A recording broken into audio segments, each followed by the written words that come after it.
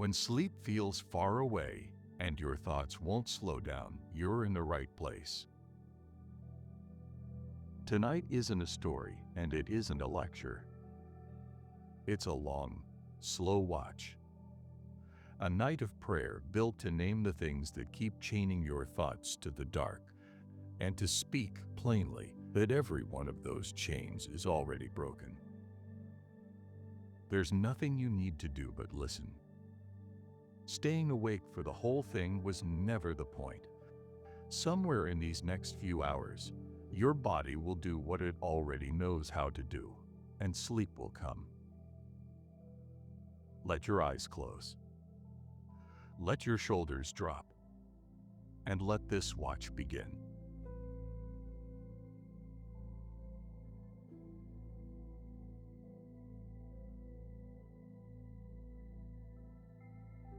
Second Corinthians 10, verse 5. We tear down false arguments and every proud thing that sets itself against the knowledge of God, and we take every thought captive to make it obey Christ.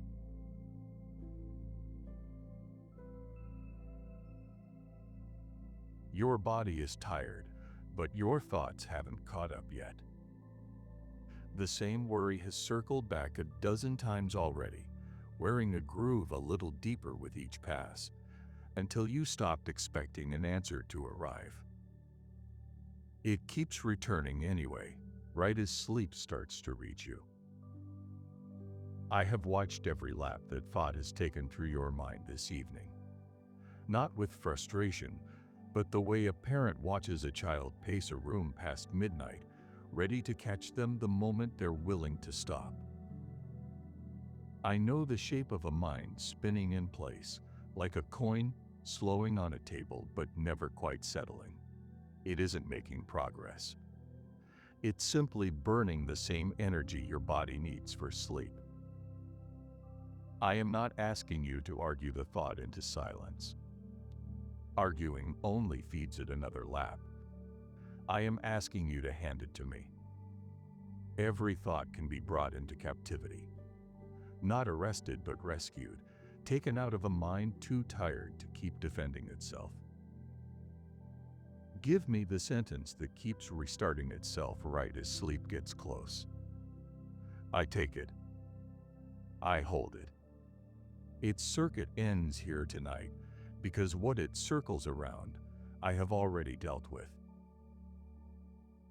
Something shifts in your chest when the grip actually loosens. Not because you decided it should, but because I have taken hold of what you were carrying. Let your shoulders drop. Let your jaw unclench. When your hand finally opens around something it's been gripping too long, I am the one who catches what falls. I am not waiting somewhere else for you to work this out alone. I am right here, in this exact moment of letting go. There will likely be one more small return of the thought before sleep fully takes hold. That's expected.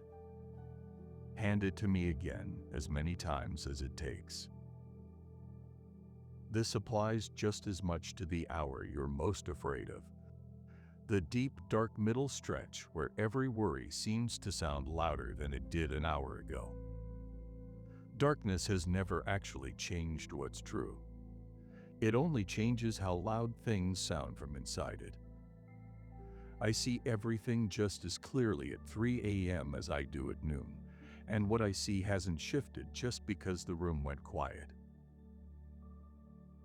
Consider, too, how much of the circling has been about trying to solve something that was never actually solvable at 2 a.m. in the first place. A conversation that needs daylight to be had well. A decision that needs information you don't have yet. A worry about a person whose actual state you can't verify from where you're lying. The mind keeps trying anyway, running the same limited data through the same tired circuits, producing nothing but more laps. Cracking it tonight was never the assignment. Simply notice that it was never crackable at this hour, by this version of you, with only this much information. That's not failure. That's simply the wrong tool for the wrong hour. There's also a specific relief available in simply naming once what the circling has actually been about. No analysis, no solving, just naming it plainly to yourself before handing it over completely. A worry named specifically tends to lose some of the shapeless dread that comes from a worry only ever felt vaguely, circling without a name attached to it. Whatever it is tonight, give it its actual name for a moment. Then let the name go with the rest of it. There's also, if you're honest, a small fear underneath the circling. The fear that if you actually stopped thinking about it, something would slip, something would go wrong precisely because you weren't holding it in your mind anymore. That fear gives your own attention more power than it has ever actually had. Nothing tonight has been prevented by your thinking about it. The thinking was never load-bearing. Whatever needed to be handled tonight will be handled the same whether or not you stay awake worrying over it. There's real wisdom, too, in remembering that the version of you thinking these thoughts right now is the most exhausted version of yourself that will exist all week. The most tired, rather than the clearest or the most rational. Give tonight's conclusions the weight that a tired witness deserves, which is to say, hold them loosely. Whatever feels absolutely certain at this hour rarely survives contact with a rested morning intact. I am holding it now without condition. Sleep can come.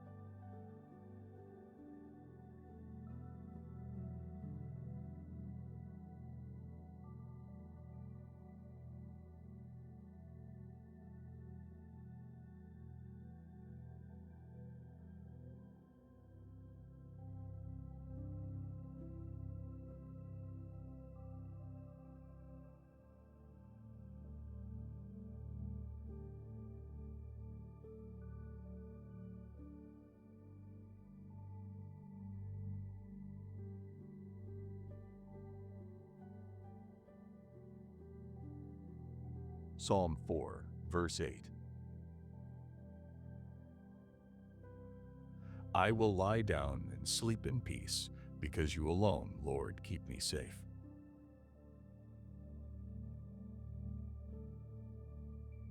A particular fear only shows up once the lights go out. Quieter than daytime worry, patient enough to wait until the room finally goes still. It has been waiting at the edge of your thoughts all evening for exactly this moment. It does not get the night. David knew a fear like this. real men hunting him in real darkness, uncertain whether morning would come. And still he wrote, "I will lie down and sleep in peace." The danger around him had not vanished. His peace never depended on that. It depended on where he placed his trust while the danger remained. I am asking the same trust of you tonight. The fear at the edge of your thoughts can name itself as loudly as it wants. It has no authority here. That authority belongs to me. Fear tends to arrive dressed as caution, insisting it's only being careful, only trying to protect you from what might go wrong. It rarely admits what it actually is. An old habit of bracing, worn in over years, mistaking vigilance for safety when the two were never actually the same thing. You do not need to keep bracing tonight. Whatever tried to convince you that staying alert was the only way to stay safe was never telling you the whole truth. Real safety was never something you had to manufacture through worry. Think of a gate that never needs a second watchman, because the one standing it never grows tired enough to need relief. I am that gate tonight. Your fear can knock as long as it wants. I am not stepping aside. A locked door with only one key, held by someone trustworthy, is a door that stays exactly as secure as the one holding the key. I am the one holding tonight's key. Nothing gets through a door I'm the only one who can open. You do not carry the spirit of a slave tonight, forever earning safety through vigilance. You carry the spirit of someone already adopted, already secure, with nothing left to prove before rest is allowed. Fear only had power over the version of you still trying to earn its way to peace.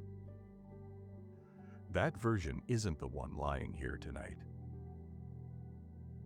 A specific quality belongs to the fear that shows up once the house has gone quiet. It rarely announces a single nameable danger. More often it circles around something vaguer, a sense that something somewhere is about to go wrong, without ever specifying what. That vagueness isn't a clue you're missing something important. It's simply how unprocessed tension behaves once the day's distractions are gone, and it finally has room to surface. You don't need to identify the danger to set the fear down. Most nights, there isn't one. There's only the leftover charge of a day that never had a quiet moment to release it in, finally getting its moment now, mistaking your stillness for an invitation to speak. Fear also has a habit of borrowing weight from every other hard thing that's ever happened to you, stacking old evidence onto tonight's specific worry until it feels far heavier than tonight alone actually warrants. That stacking isn't accuracy. It's simply what tired fear does when it's looking for reinforcements. Tonight's fear gets to stand on its own tonight, without every previous hard night called in to testify on its behalf. Peace is not the reward for having reasoned your way out of every possible bad outcome tonight. It was never contingent on your reasoning succeeding first.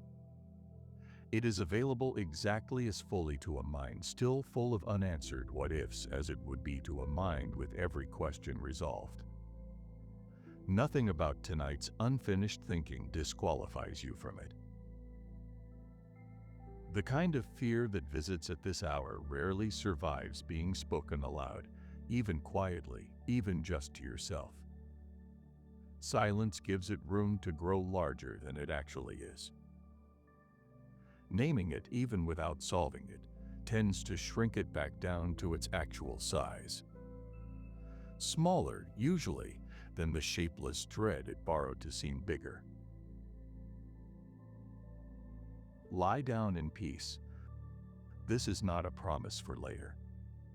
I am keeping it in this exact hour, in this exact room. Whatever the fear insists is still possible.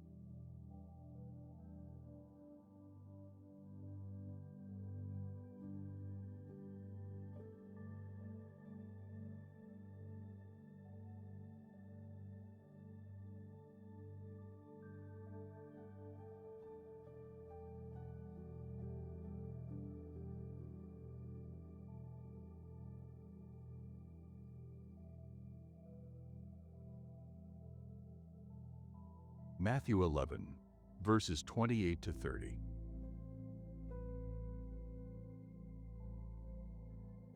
Come to me, all of you who are tired and carrying heavy loads, and I will give you rest.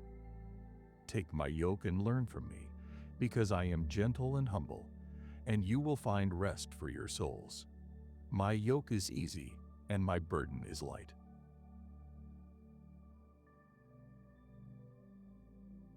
Something was picked up today that no one set of shoulders was built to carry, and you have carried it since.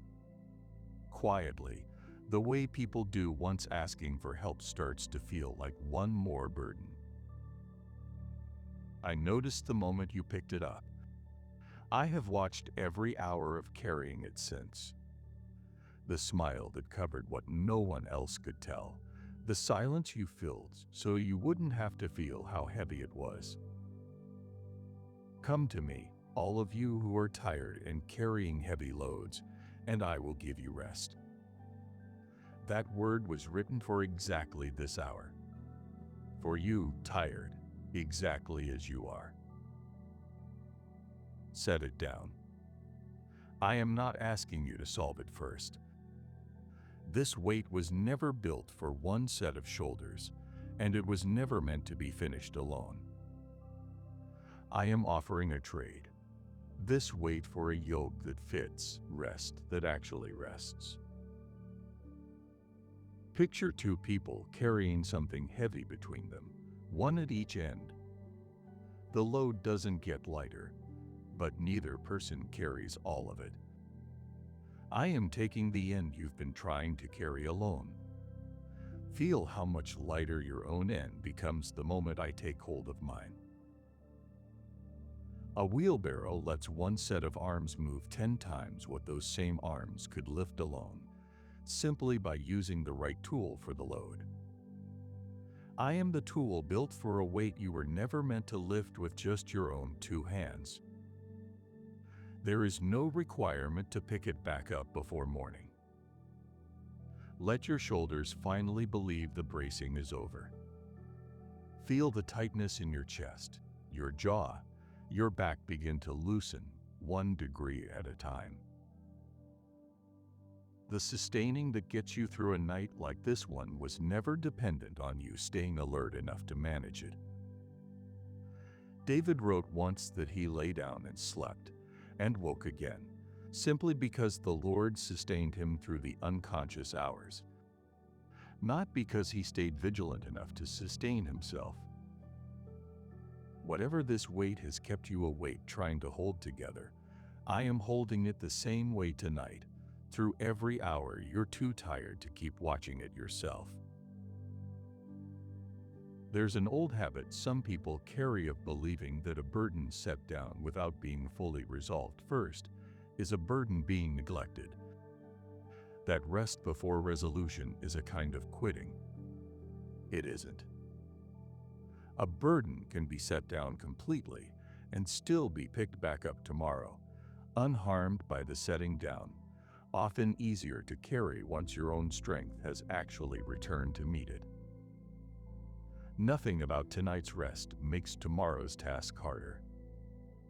It makes it possible. A tool used past the point of exhaustion breaks faster and does worse work than a tool rested and returned to fresh. You are not a tool, but the principle still holds. Set it down. It will still be there, and so more capably will you. Somewhere along the way, carrying alone got quietly mistaken for a kind of strength, as though needing help were the failure rather than simply the honest state of things. It was never a failure. Even the strongest structures are built with load-bearing supports specifically because no single beam was ever meant to hold an entire roof by itself.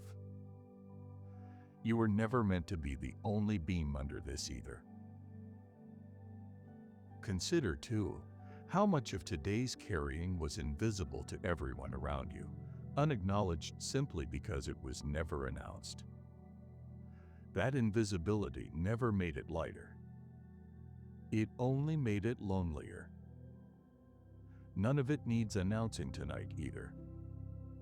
I already saw the full weight of it, the parts you managed to hide and the parts you couldn't quite hide, all of it, the whole day. The day spent holding something heavy leaves marks that don't show up until the holding finally stops. The sudden ache once a bag is finally set down, sharper than anything felt while it was still being carried. If tonight's setting down brings a wave of feeling you weren't expecting, that's not a step backward. It's simply what release feels like after a long stretch of bracing. Real rest is what I am offering tonight. Not the kind that waits for the burden to be solved first, but the kind that comes before the solving.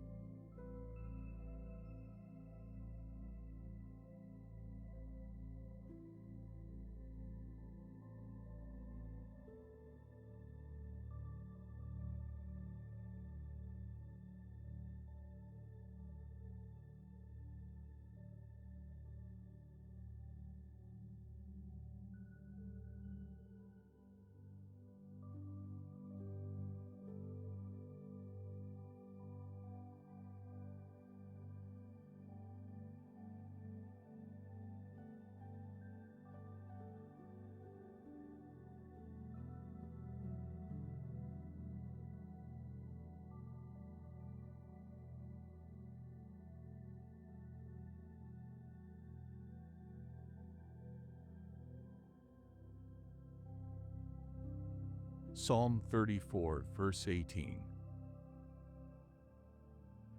The Lord is close to the brokenhearted, and He saves those whose spirits are crushed.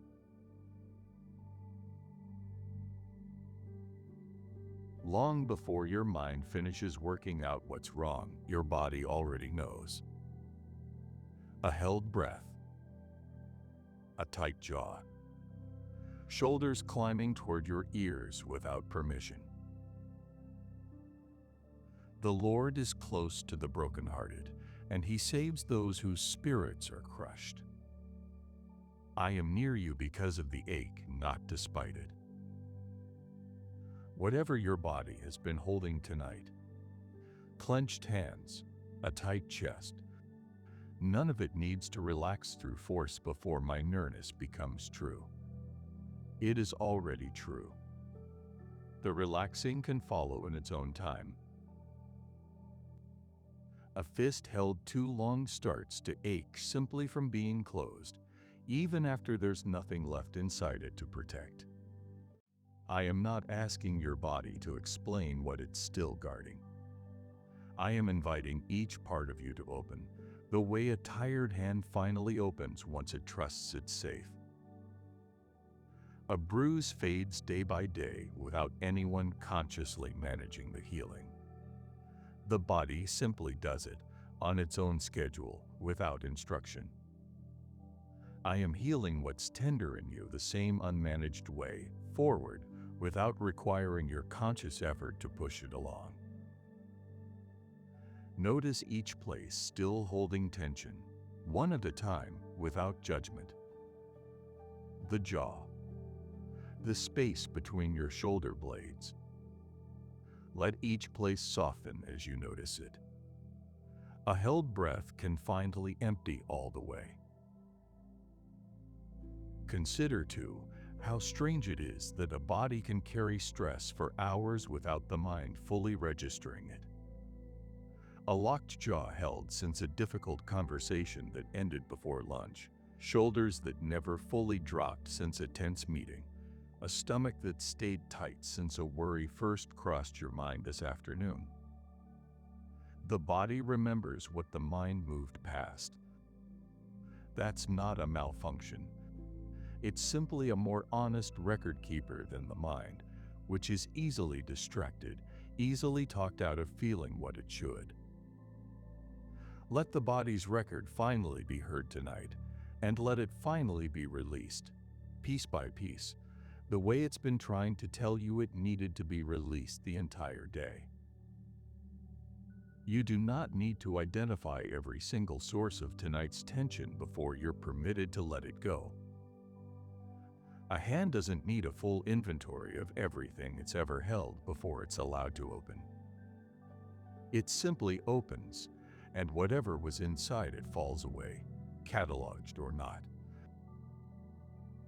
There's no correct order in which the tension has to leave, either. No requirement that the jaw softens before the shoulders, or the chest before the back. Let it release wherever it wants to release first, in whatever sequence your body actually chooses. Nothing about tonight's healing needs to follow a plan. It only needs permission. A body held tense for long enough forgets, temporarily, what relaxed actually feels like. The tension starts to feel normal simply because it's been there so long. That's not a permanent condition. The memory of ease is still in there, underneath the habit of bracing, and it returns faster than expected once given the chance. Let your body stand down, joint by joint, all the way down to stillness.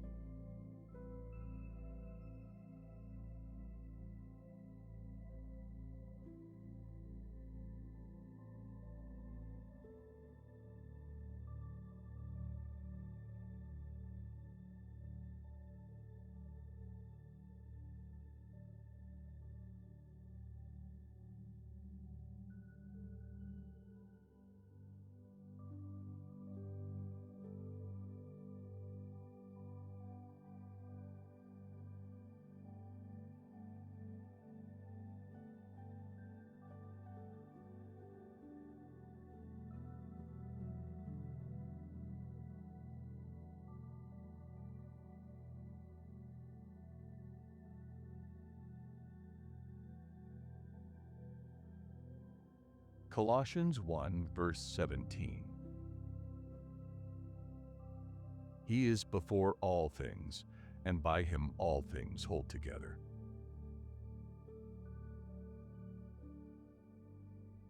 He is before all things, and by him all things hold together. Actively held in a way that has nothing to do with luck.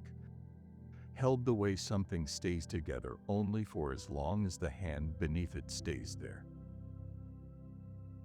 Mortar between bricks does the real work of a wall, even though no one ever compliments the mortar. It's invisible once the wall is finished, and the whole structure depends on it completely. I am the mortar in whatever feels like it's coming apart in you tonight.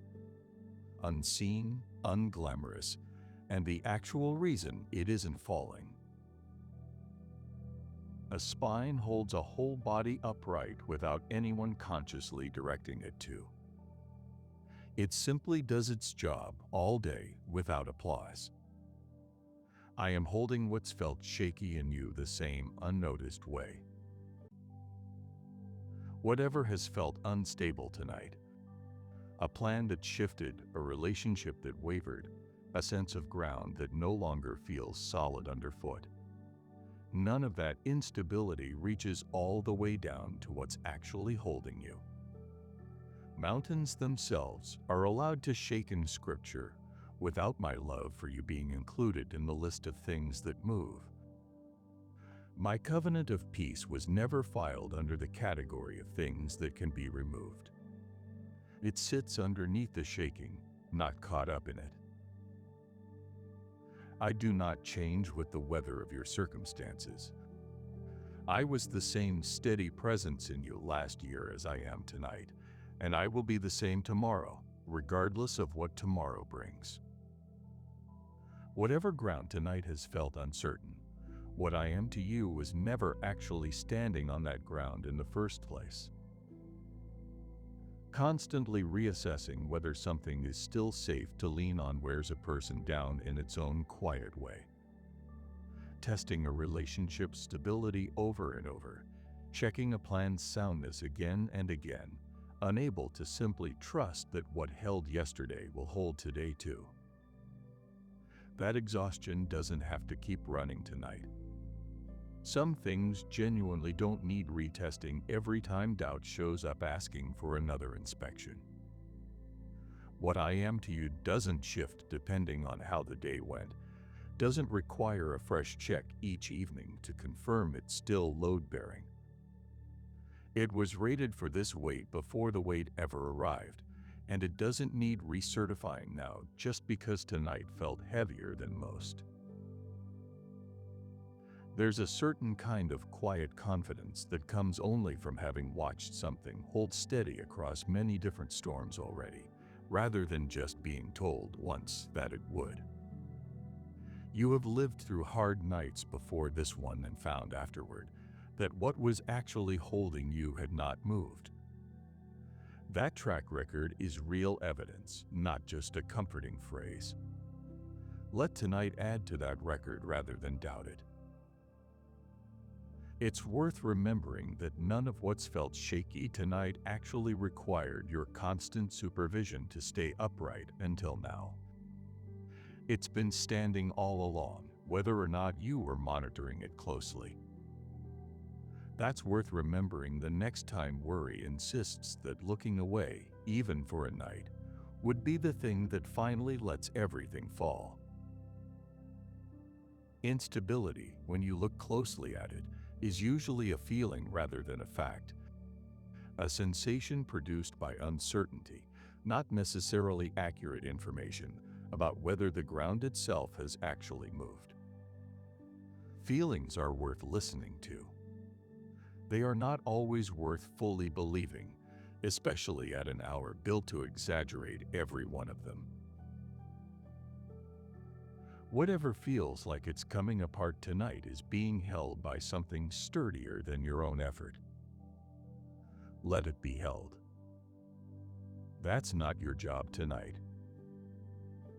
It's mine.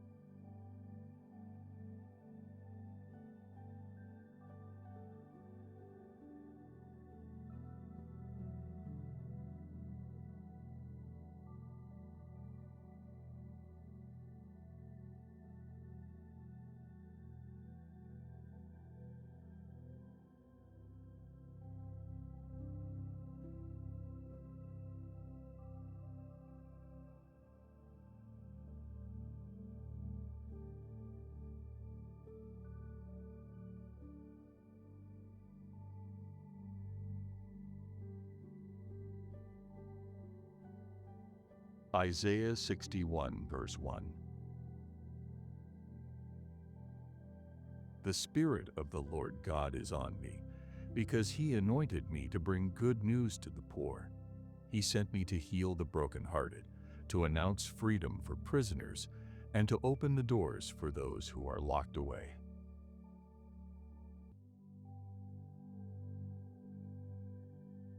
Some of what keeps circling tonight didn't start tonight. It's older. A pattern worn in over years, familiar enough now to feel like part of you instead of something wrapped around you. It was never meant to be permanent. A chain only holds together because every link stays closed.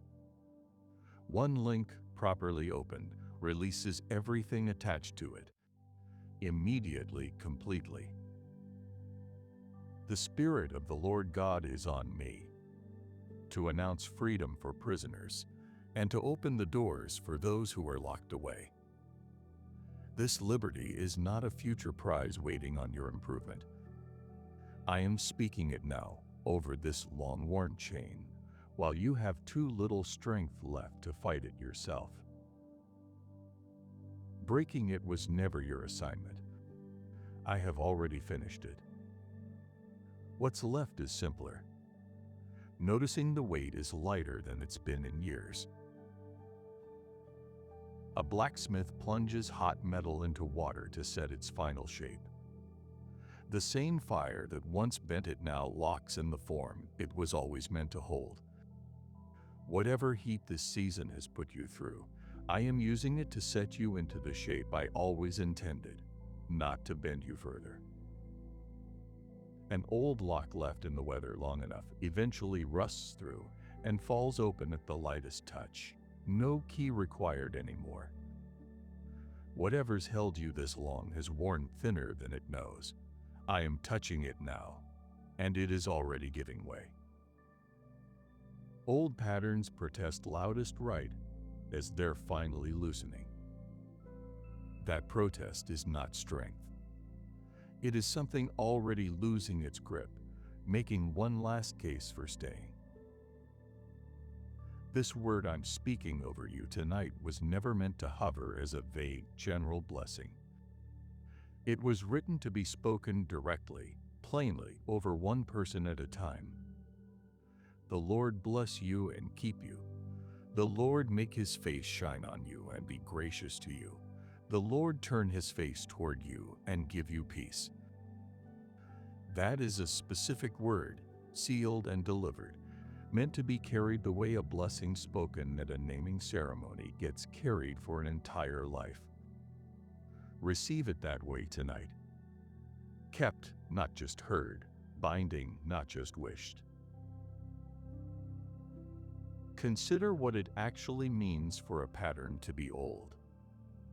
Not just long-standing, but formed under conditions that may no longer even exist. A chain forged to hold a particular weight, in a particular circumstance, years ago, sometimes keeps operating out of habit long after the original circumstance that required it has already changed. The version of you that first needed this pattern to survive something may not be the version of you lying here tonight. The threat that shaped the chain might already be gone, even while the chain itself kept forging on, unaware its original job was finished. Tonight is a good night to notice that. The chain may be older than the reason for it.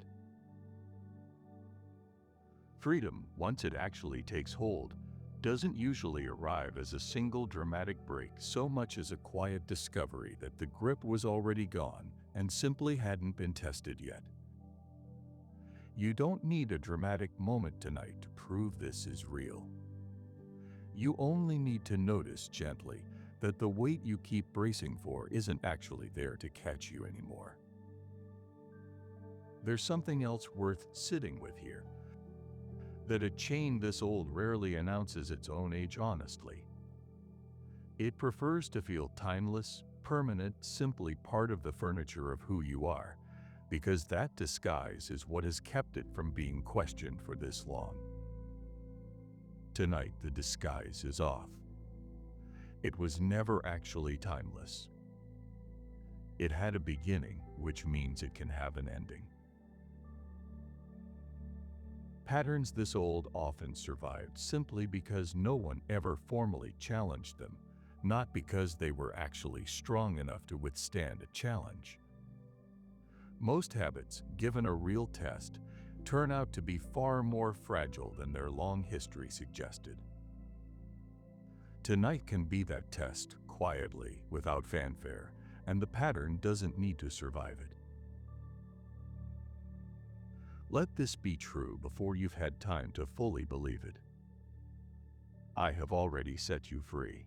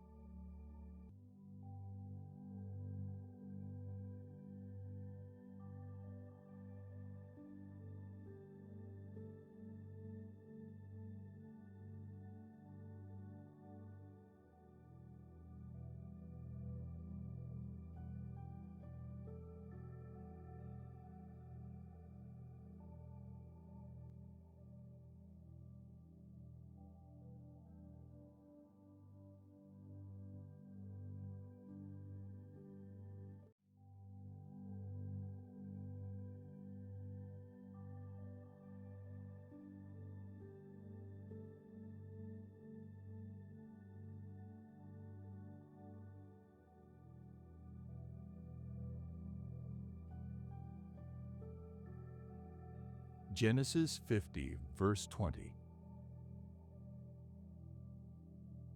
You meant to harm me, but God meant it for good, to save many lives, as is happening now.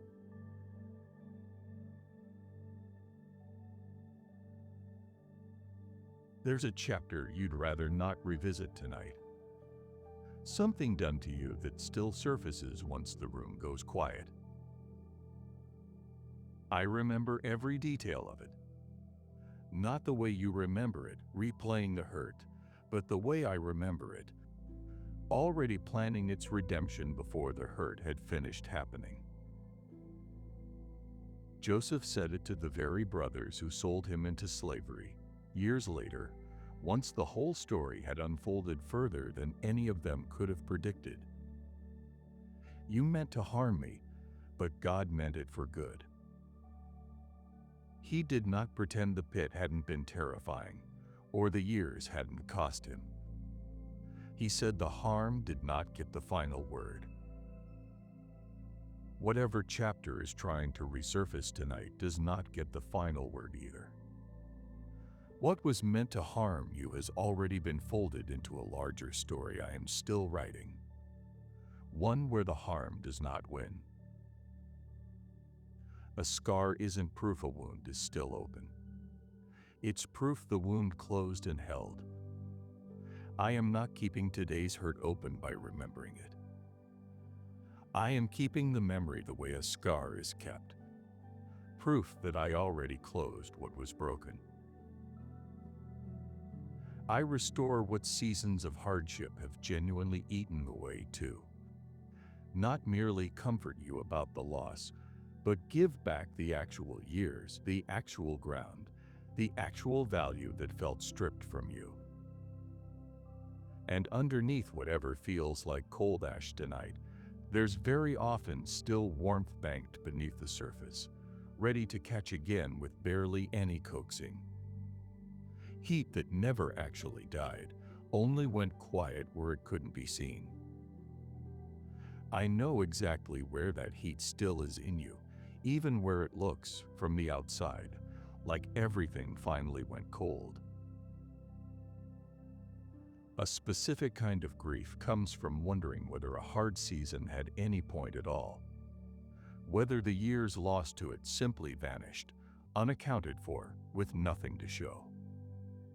That grief deserves an honest answer, not a quick reassurance. The honest answer is that I don't waste seasons, even the ones that looked, from the inside, like pure loss. I am not asking you to see the redemption of it tonight. Joseph didn't see his either, buried first in a pit, then forgotten for years in a prison that followed. He only saw it standing at the end of the story, looking back. You are not at the end of yours yet. That doesn't mean the redeeming isn't already underway. Some of the hardest chapters are also, eventually, the ones a person is most able to help someone else through, once enough distance has passed to see the shape of what happened rather than only feel the weight of it. That usefulness was never the reason the hurt was allowed to happen. But it's often part of what gets built from the wreckage, quietly, over years, the way nothing else could have built it. You do not owe this chapter an explanation for why it happened before you're allowed to stop carrying it. Some harm simply doesn't come with a satisfying reason attached, and demanding one before rest is permitted only extends the hurt further than it needs to reach. The absence of a reason was never evidence that the redeeming isn't real. It's only evidence that some things stayed genuinely unexplained on this side of eternity, and that's allowed to be true tonight without unraveling everything else that is also true. Grief over an old harm and gratitude for what eventually grew from it are allowed to sit in the same chest at the same time, without either one canceling the other out. You don't have to choose between honoring how much it hurt and trusting what I've built from it since. Both are true. Neither one requires the other to step aside. Let that chapter close for tonight. I am holding the rest of the story in hands stronger than the ones that hurt you.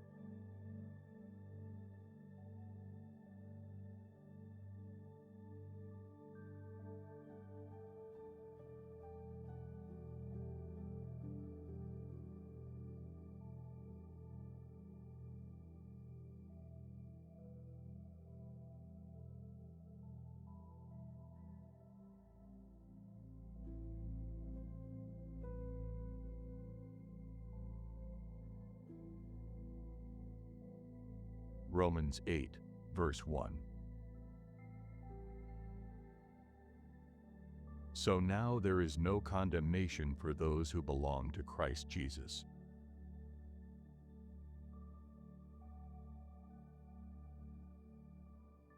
Shame shows up at exactly this hour dressed as honesty, insisting it's simply telling the truth about who you are. It isn't. It has told this story before, and it was wrong then too.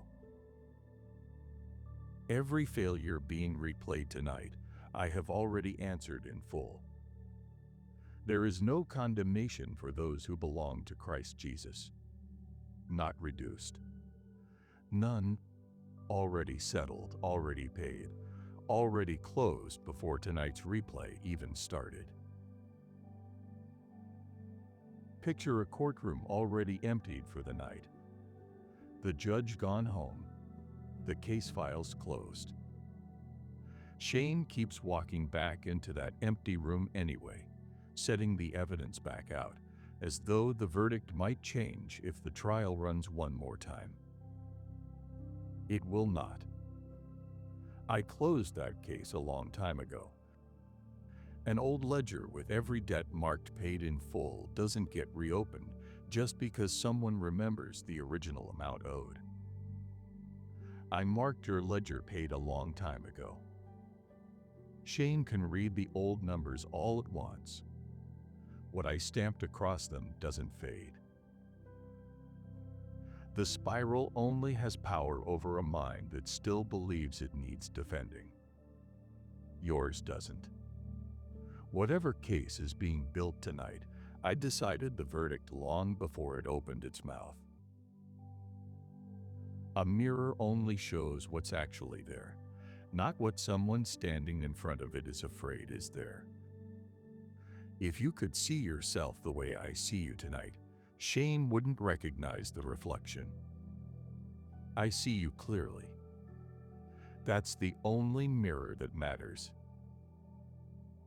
Even when you feel most downcast, most convinced that tonight's failure has somehow disqualified you from comfort, I am the God who comforts specifically the downcast, not the ones who've already sorted themselves out. I meet you exactly where the trouble found you, without waiting for you to rise and climb toward easier, higher ground first.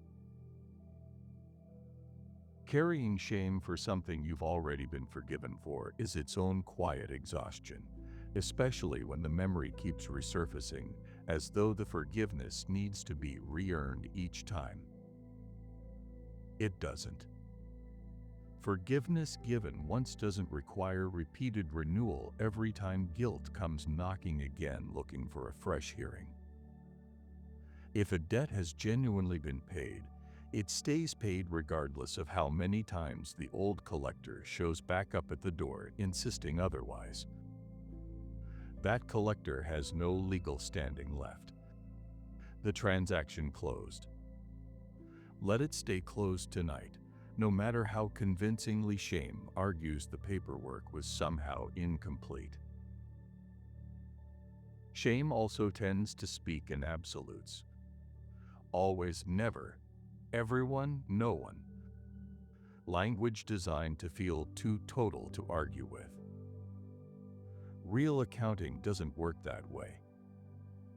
A single hard day doesn't erase months of showing up well, and a single mistake doesn't rewrite an entire character. Whatever absolute statement shame handed you tonight, it was almost certainly overreaching. The truth is nearly always smaller and kinder than the version shame prefers to tell. Shame also has a habit of showing up right when you're most tired, precisely because a tired mind has less resistance to offer it. That timing isn't a coincidence, and it isn't a coincidence that clarity usually returns by morning. Once rest has restored some of the resistance shame depends on you not having. You don't need to win the argument with shame tonight. You only need to recognize that tonight was never a fair fight to begin with, and decline to fight it on shame's chosen terms. A verdict rendered in your favor doesn't need your full understanding of the case to remain valid. Plenty of people walk free from genuine acquittal without ever fully grasping the legal reasoning behind it. You don't need to follow every argument that closed Shame's case tonight. You only need to know that it closed, and that it closed in your favor.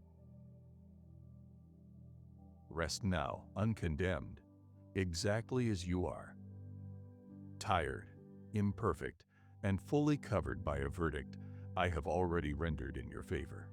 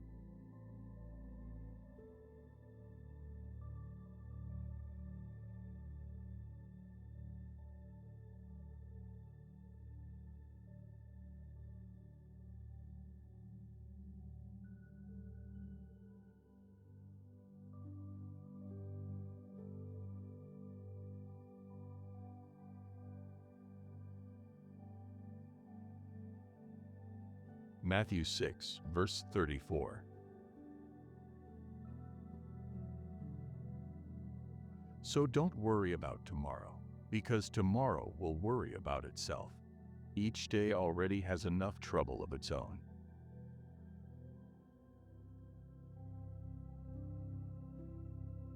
Tomorrow keeps trying to get a foothold in tonight.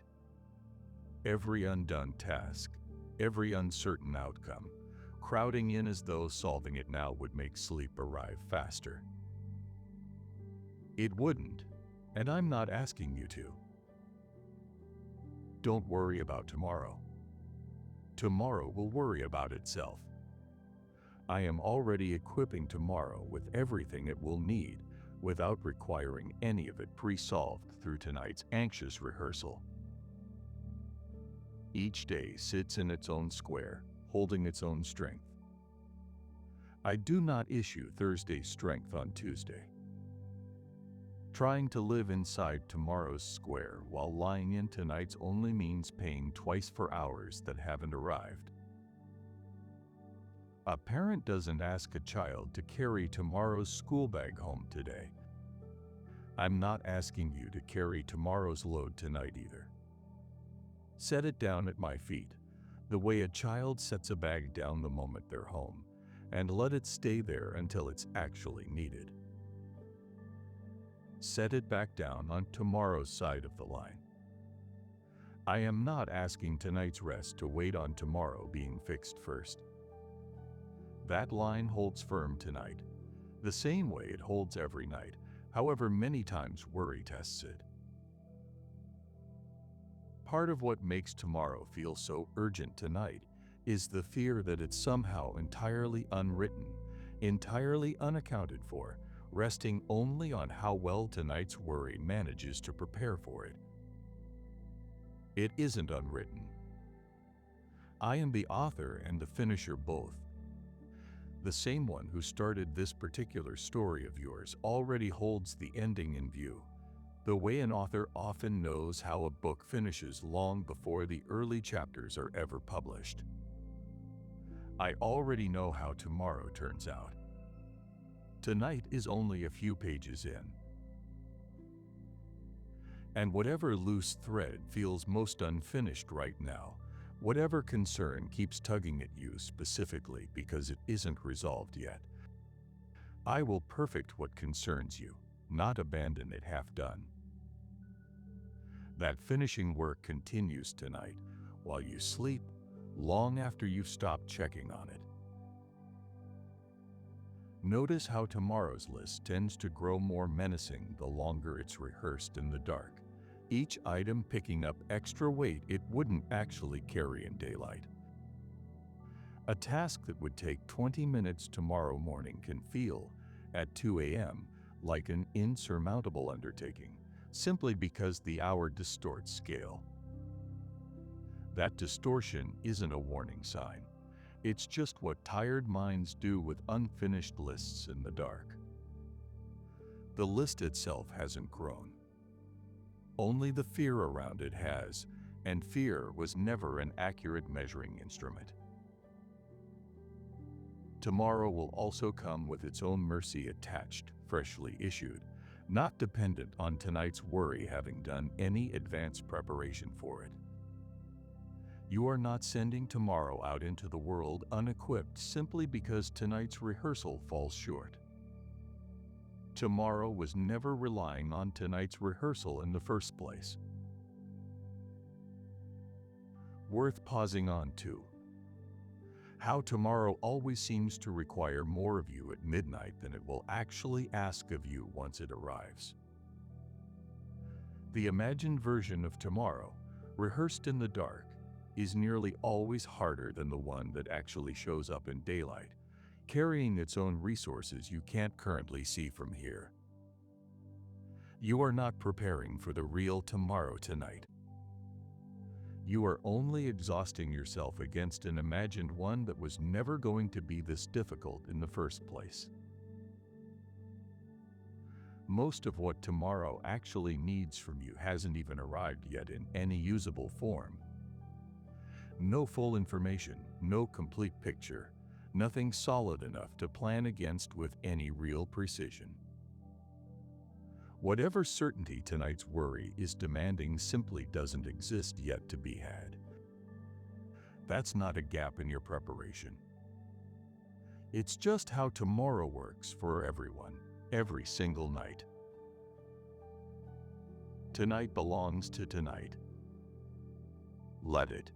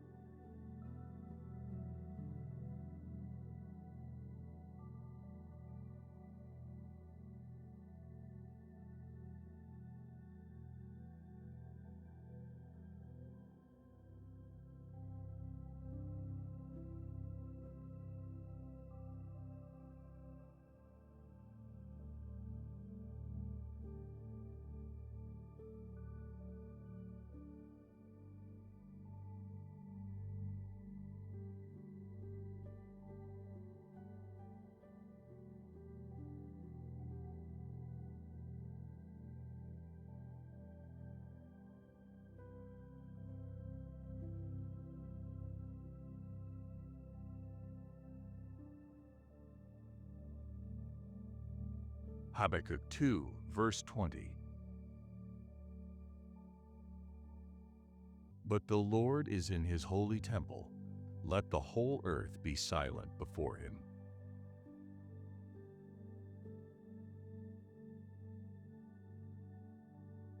In music, the rests are not empty space waiting to be filled. They are written into the composition on purpose, holding as much intention as the notes around them. But the Lord is in his holy temple. Let the whole earth be silent before him. This quiet doesn't need to be filled with the right words or the right posture. I am inviting you into the silence itself, because I am already present in it. Tonight's silence might feel, at first, like something missing. But a rest is not a missing note. It is a full measure, complete in itself. A candle flame in a windless room doesn't flicker to prove it's still burning. It simply stays lit steady, without needing to move to be real. I am steady over you the same way tonight, not needing to announce myself loudly for my presence to be true. I can draw a whole room into agreement with a single steady tone, the way one sustained note settles everything around it. Something similar is happening in the stillness I'm holding you in right now. There's an old kind of waiting scripture called waiting in truth.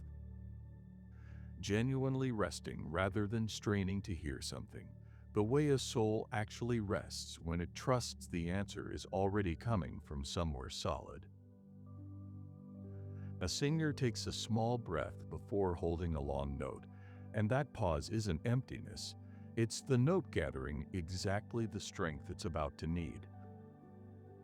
Whatever silence you're sitting in tonight is doing that same gathering work, whether or not you can feel it happening yet. This waiting doesn't need a new answer to be worth trusting. Sometimes what you actually need tonight is simply the old familiar truth rather than a new solution. Trusted the same way it's always been trusted, no new discovery required before rest is allowed.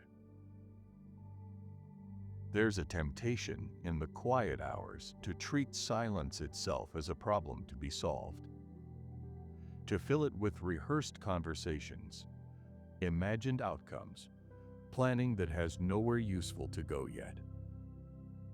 That temptation mistakes silence for absence, when it was never actually empty to begin with. You are allowed that same kind of untouched, unproductive quiet tonight. Simply resting until you're needed again, with nothing to prepare and nothing to solve in the meantime. Performing stillness correctly isn't required for it to work on you. I am already doing what silence does in this room, whether or not you notice it. Even an imperfect quiet counts as real quiet. Sleep has never once waited for a perfectly still mind before it was willing to come. Some thoughts will keep drifting through even now, and that drifting doesn't disqualify tonight's rest. It's simply part of how a mind winds down, a few last sparks before the fire settles fully. This is also true tonight. How much of the discomfort with silence is really discomfort with not being useful for a while? Productivity has trained a certain part of you to distrust any stretch of time that doesn't visibly accomplish something.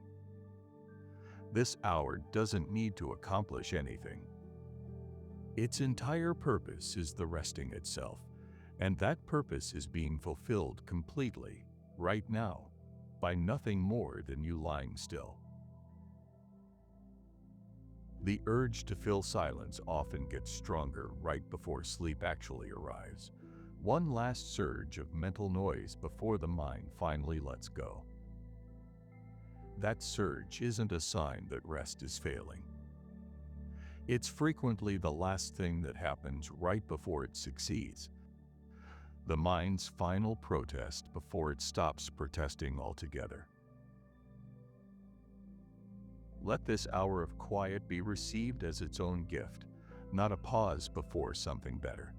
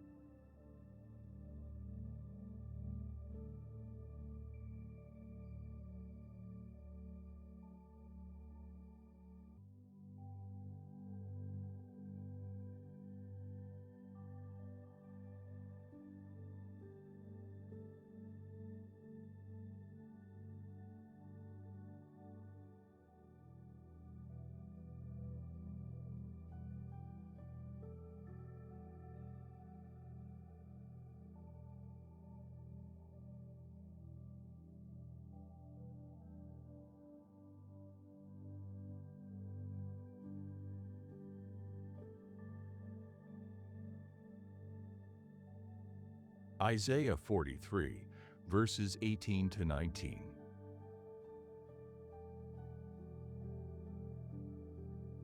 Don't dwell on the past or keep going over old things. Look, I am doing something new. It's already springing up. Don't you see it?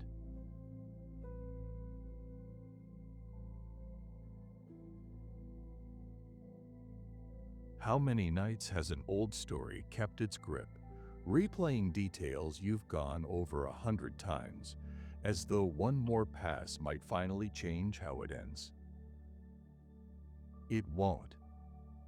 It doesn't need revisiting again to be released. Don't dwell on the past or keep going over old things.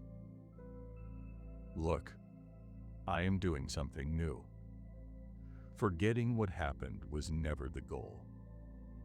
Simply stop letting it be the only thing your mind is allowed to dwell on tonight.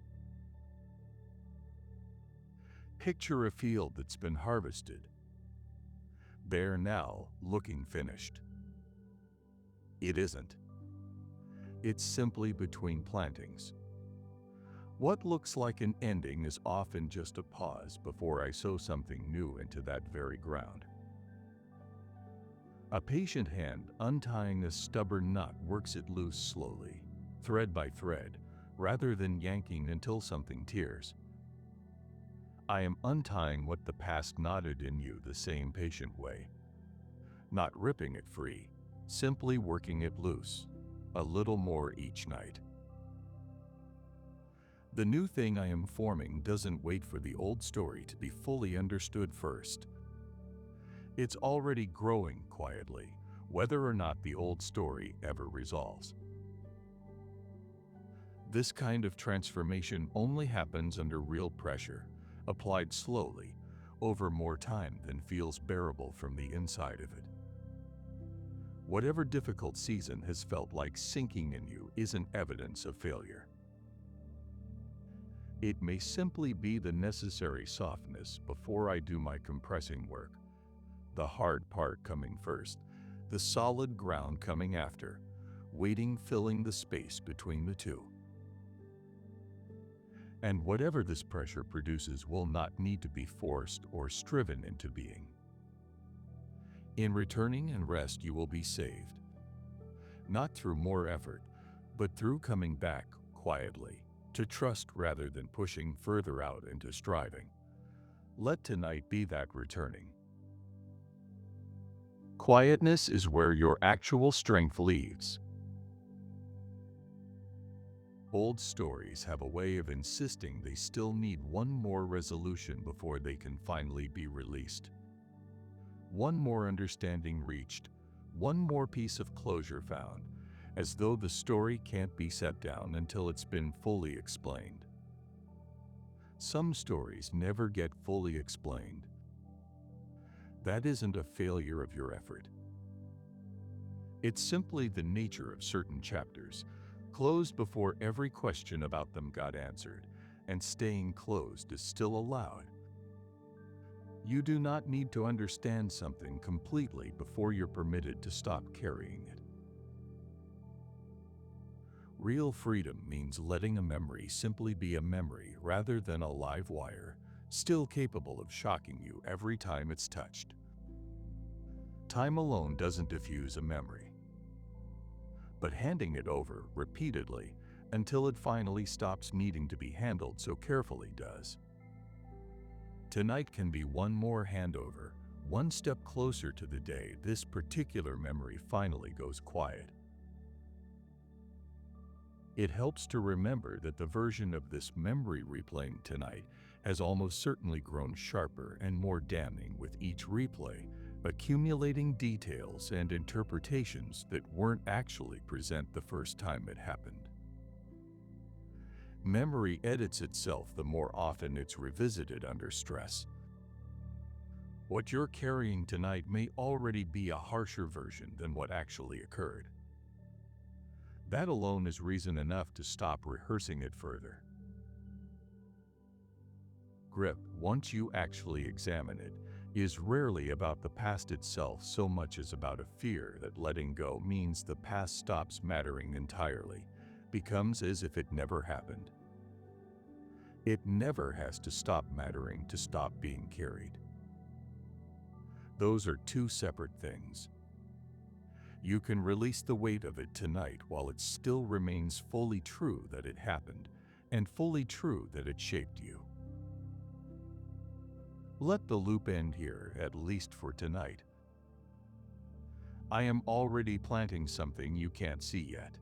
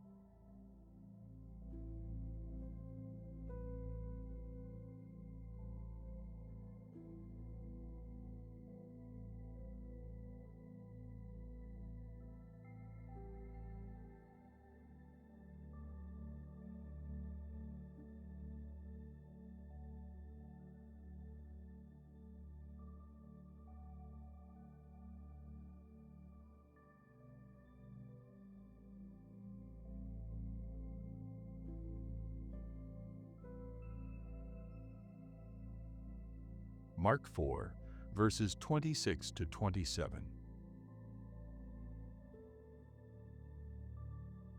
This is what the kingdom of God is like. A man scatters seed on the ground. Night and day, whether he sleeps or gets up, the seed sprouts and grows, though he doesn't know how it happens.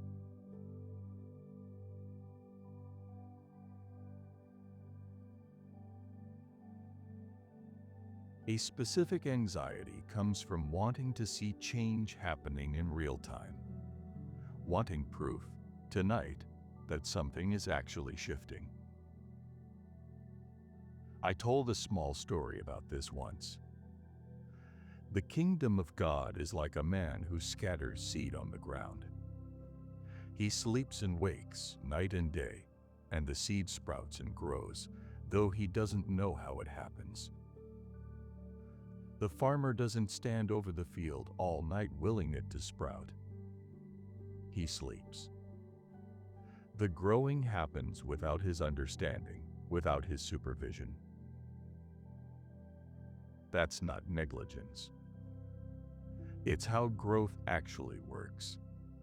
Invisible for far longer than it's visible.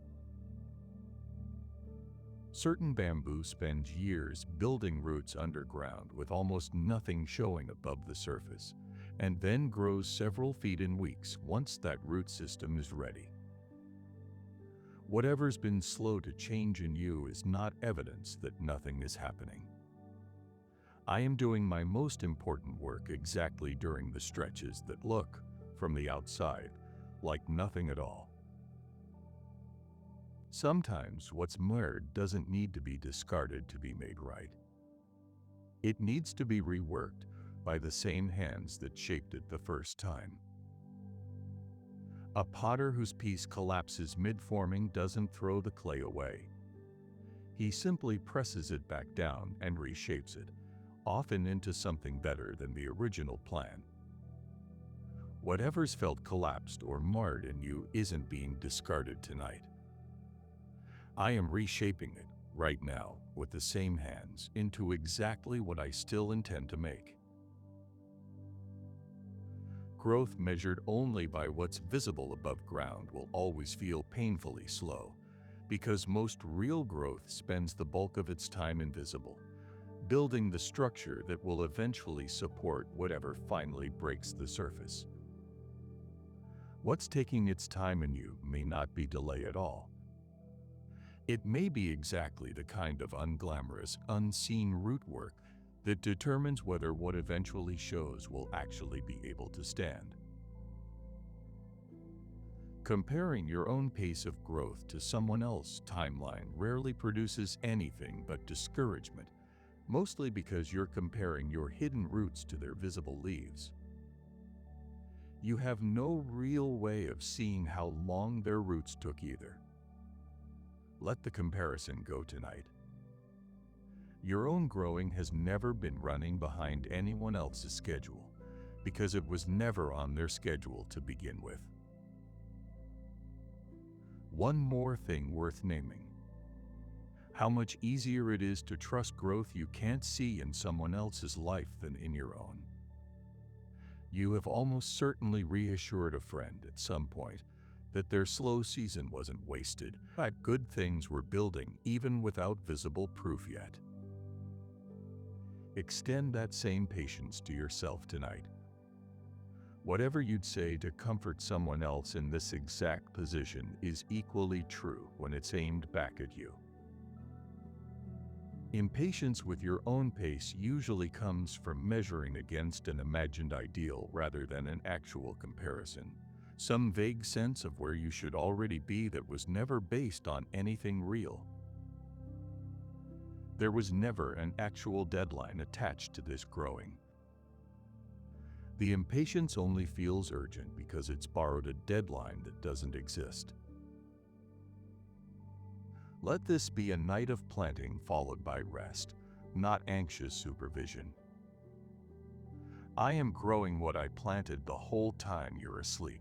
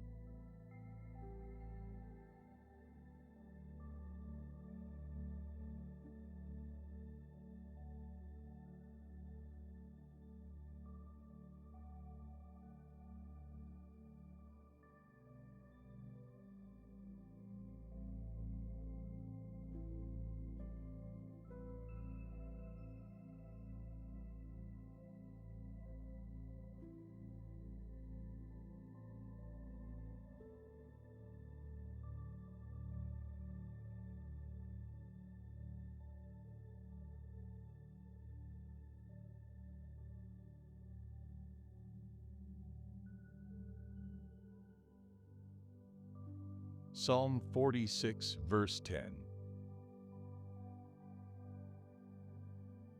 Be still and know that I am God.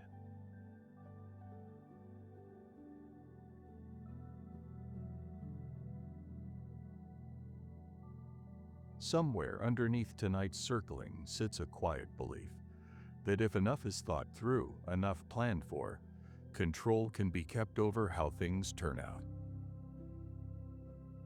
It's exhausting to carry, and it was never true. Be still and know that I am God. Stillness here is not giving up on things that matter.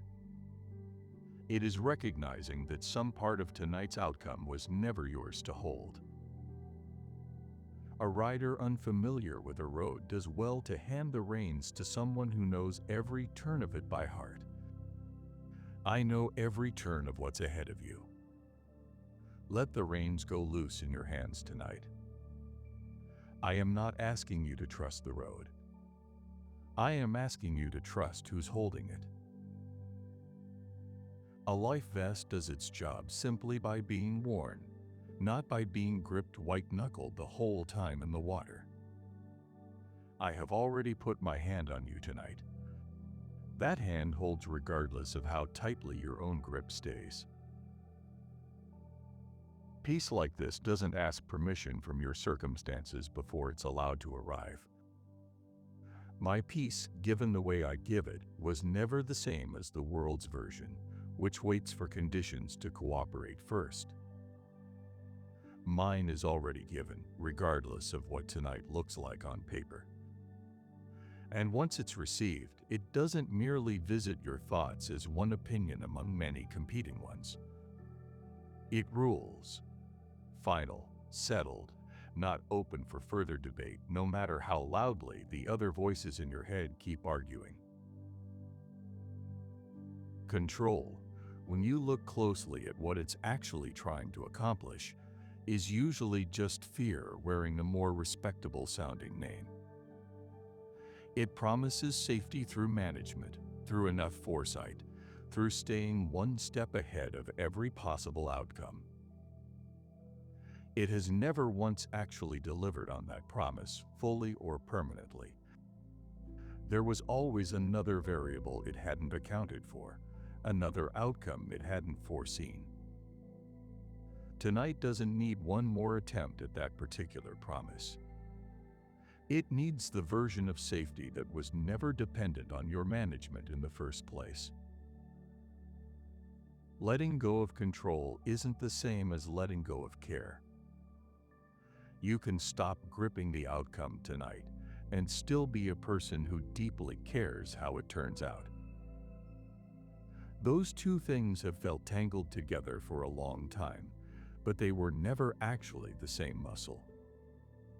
One can rest completely while the other stays exactly as devoted as it's always been. Notice how much of tonight's planning has already looped back over the same handful of scenarios more than once, as though repetition alone might eventually produce a new insight. It rarely does. Most of what needed thinking through has already been thought through. What's left is simply the mind's reluctance to admit the planning phase is actually finished for tonight. Underneath the need for control usually sits a much simpler fear. The fear of being blindsided, caught unprepared by something no amount of planning managed to anticipate. That fear is worth naming honestly instead of dressing up as diligence. Being blindsided occasionally is simply part of being human. It was never actually preventable through enough advanced thinking, no matter how much tonight's planning insists otherwise. Be still. Let this hour ask nothing further of the planning. I am holding what you can finally set down.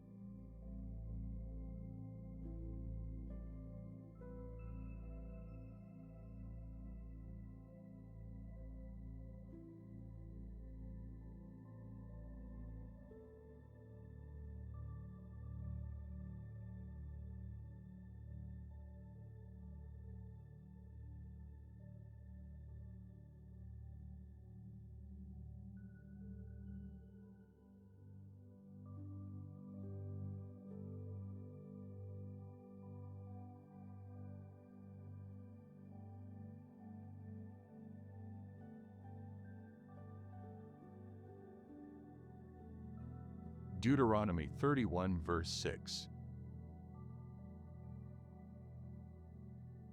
Be strong and brave. Don't be afraid of them, because the Lord your God goes with you. He will never leave you or forsake you.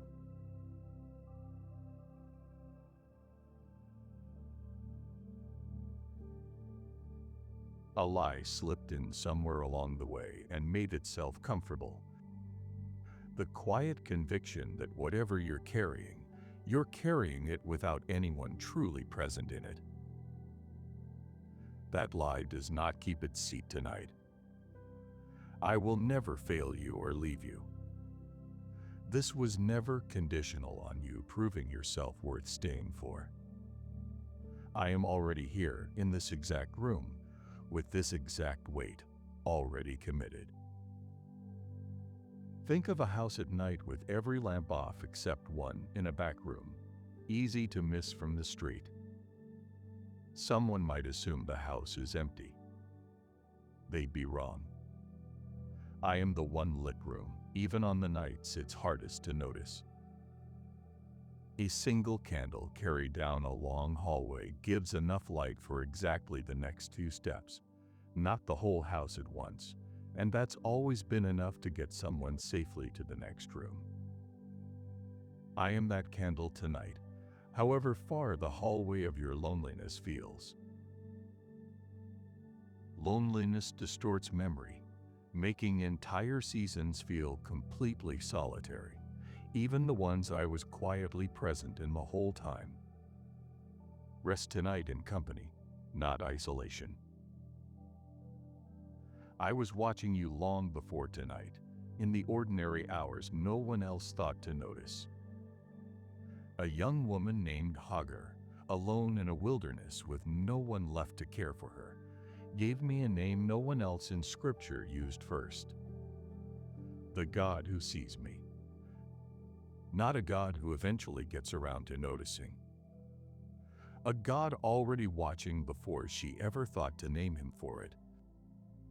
I was watching you the same way under whatever ordinary tree you assumed no one noticed.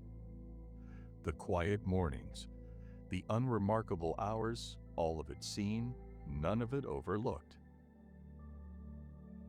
You are not a stranger asking to be let in tonight either. Naomi's daughter-in-law, a foreigner with no claim on the land she'd come to, was welcomed under wings she never expected would open for her, given shelter she hadn't earned by anything but showing up in trust. You came under my wings the same way. You are not a guest still waiting on an invitation. You are already staying.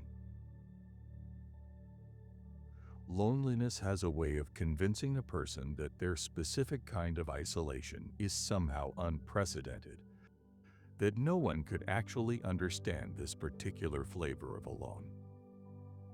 It rarely is unprecedented. What usually makes it feel that way is simply that most people don't say out loud how often they felt exactly this, at exactly this hour, for reasons that look different on the surface, but carry the same weight underneath. You are not experiencing something no one else has carried. You are experiencing something many have carried silently, the same way you're tempted to carry it silently now. It doesn't have to be silent with me. Loneliness also has a way of making a person forget the specific evidence of times they weren't actually alone. Help that arrived, a call that came at the right moment, a stranger's small kindness on a hard day. That evidence doesn't disappear just because tonight's loneliness is loud enough to drown it out temporarily. It's still true. It's simply quieter than the fear right now. Something else is quietly true here. How loneliness tends to arrive most convincingly in the exact hours when reaching out to anyone else feels hardest. Too late to call, too vulnerable to admit, too much trouble to burden someone with. That timing isn't coincidence either. It's simply when the isolation has the least competition for your attention. You don't need to reach anyone else tonight to no longer be alone.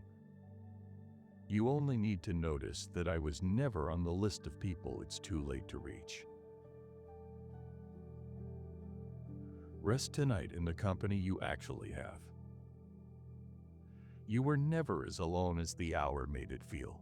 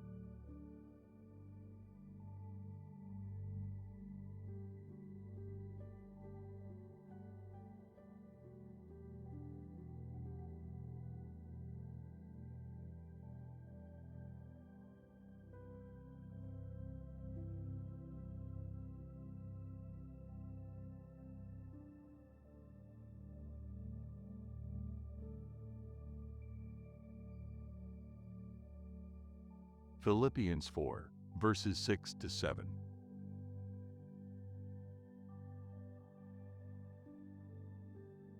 Don't be anxious about anything. Instead, in every situation, bring your requests to God through prayer and thank Him as you ask. And the peace of God, which goes beyond anything you can fully understand, will guard your heart and your mind.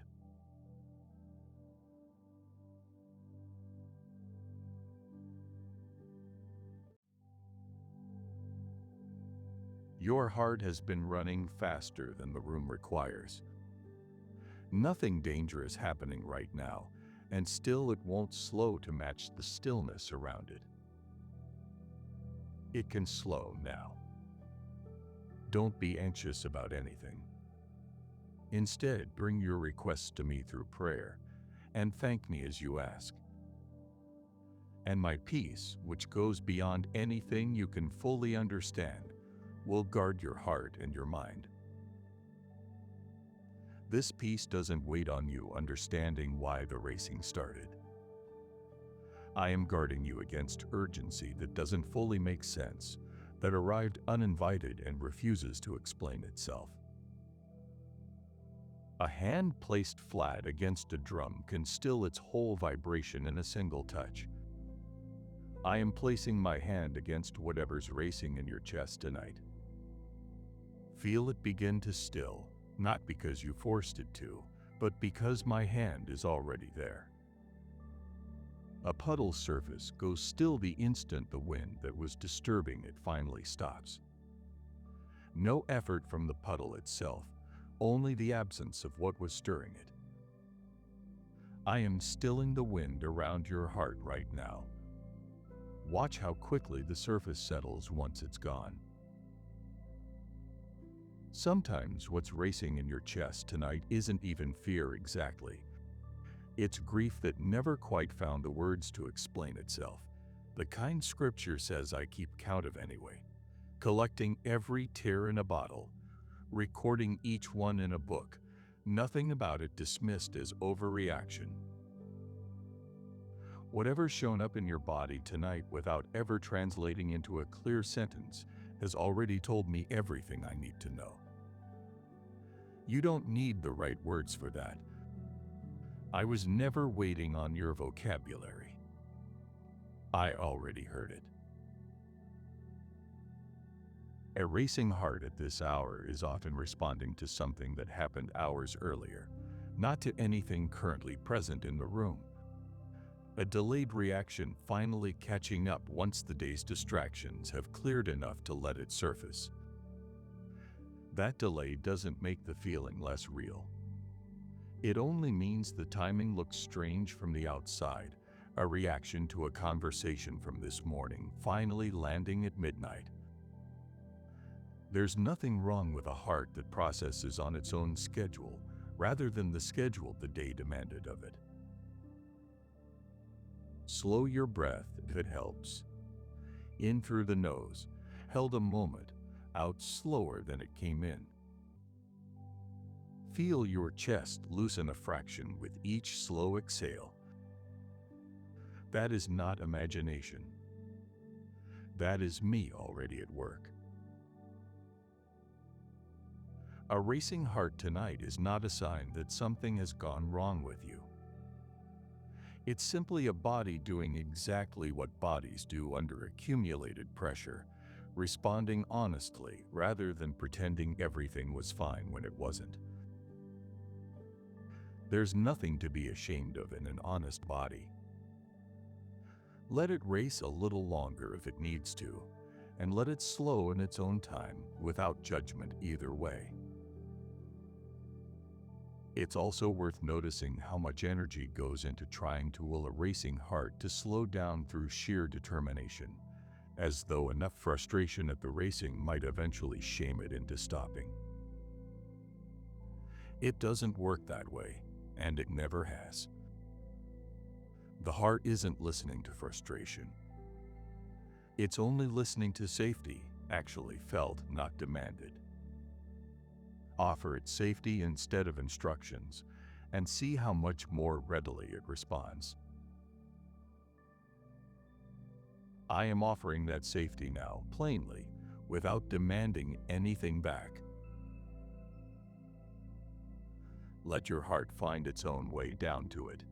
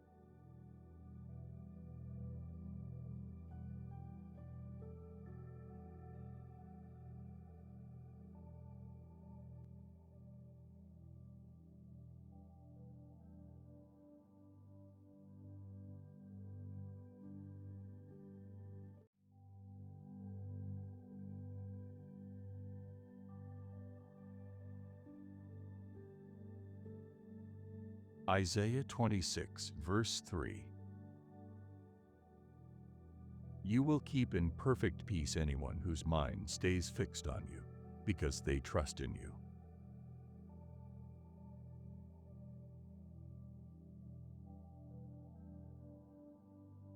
A mind can only scatter in so many directions before it needs somewhere fixed to land. One steady point instead of a dozen competing worries.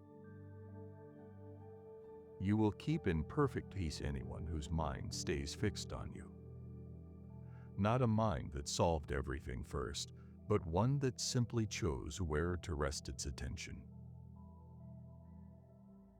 Picture a small boat tethered to a fixed point on the shore, rather than left to drift with every current.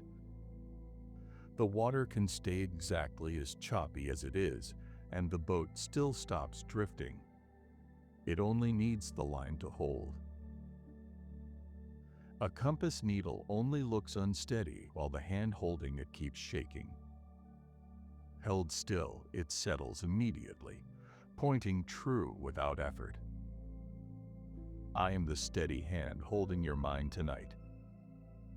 Stop shaking it with your own gripping, and watch how quickly it settles toward me. I am that fixed point tonight, steady enough to hold whatever weight you've carried alone through this hour. I don't move when circumstances shift. I don't waver when your racing thoughts insist there's more to worry about. The same steadiness is what real hope is actually anchored to. Not wishful thinking, but something firm and secure, rated specifically for storm conditions rather than only calm water. Whatever's pulling at your mind tonight, that anchor was set long before you needed to trust your full weight to it.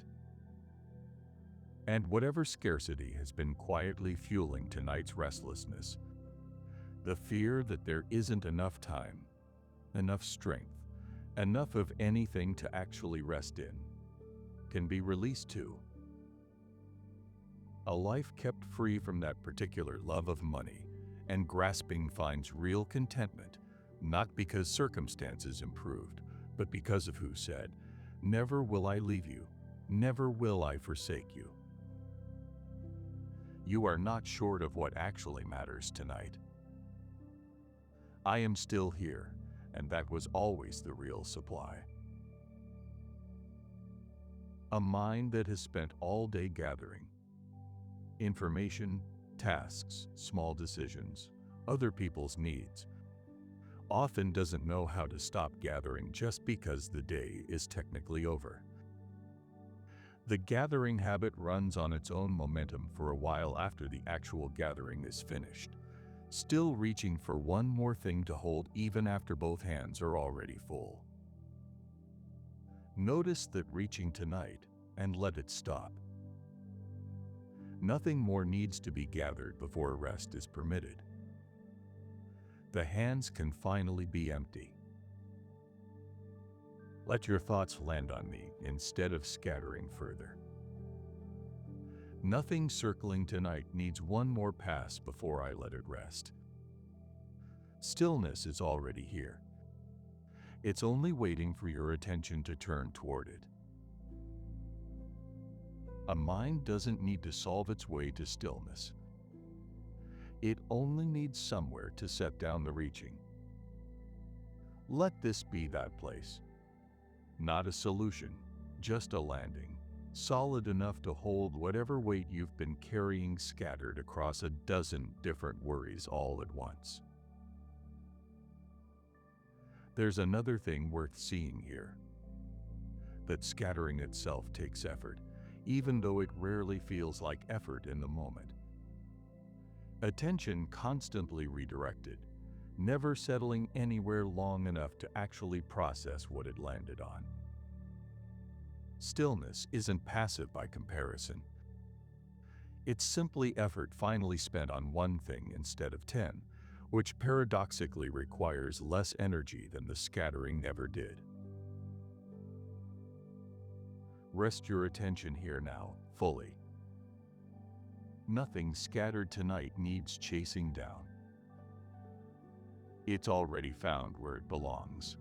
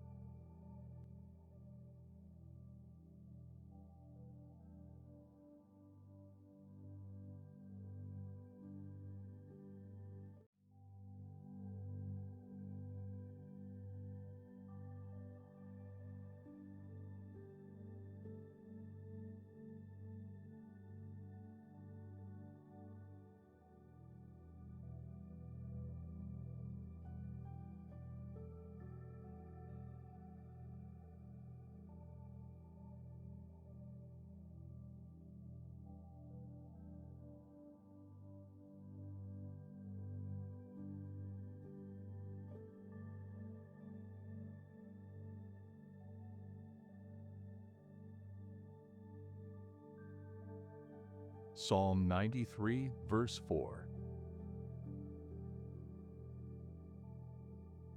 The Lord above is mightier than the roar of rushing waters, mightier than the crashing waves of the sea.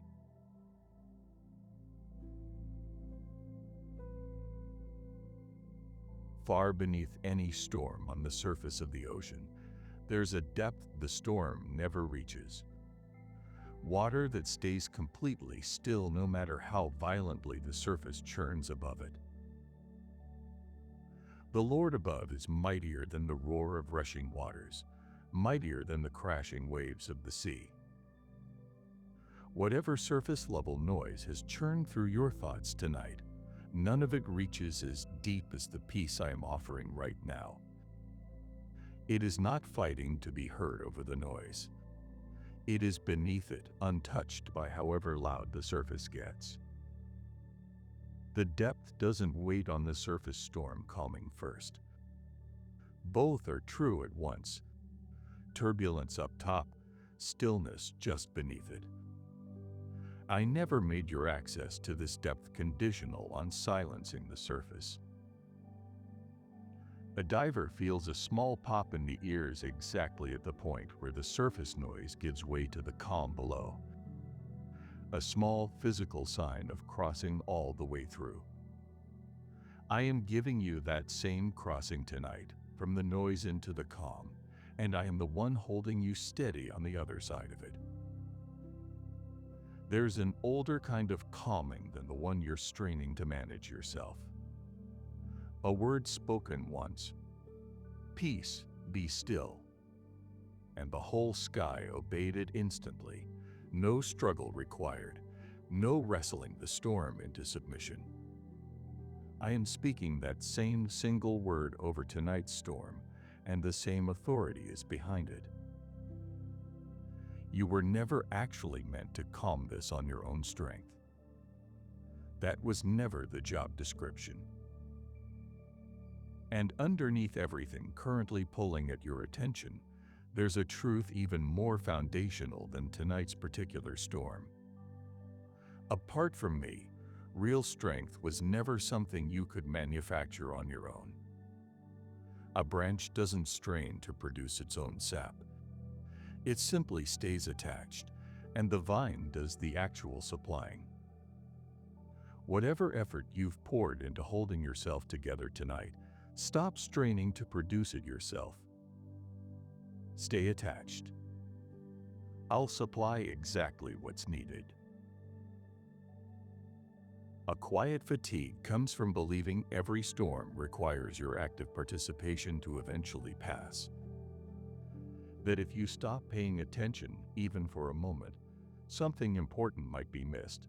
Some response might be required that you weren't ready for. Most storms simply run their course regardless of how closely they're watched.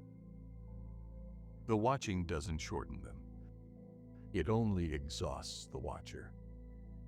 Tonight's storm is going to move through on its own timeline, whether or not you track every gust of it. You are permitted to stop tracking. The deep water has never once been affected by how the surface looks. It doesn't rise or fall based on tonight's particular weather. That's worth remembering the next time surface conditions try to convince you the whole ocean is in trouble. The depth was never in trouble. It was never touched. Sit with this too for a moment. How much of tonight's noise has actually been about tomorrow, or last week, or a conversation that hasn't even happened yet, rather than anything genuinely present in this exact room right now? Most storms are borrowed from a time that isn't now. The present moment, examined honestly, is usually far calmer than the noise about it suggests. Consider once more that the noise itself has never once actually solved anything, no matter how long it's been given the floor tonight. Whatever's genuinely useful to think through will still be equally available to think through tomorrow, with a clearer mind and better tools than tonight's exhausted circling could ever offer. I am wading in water that was never disturbed in the first place.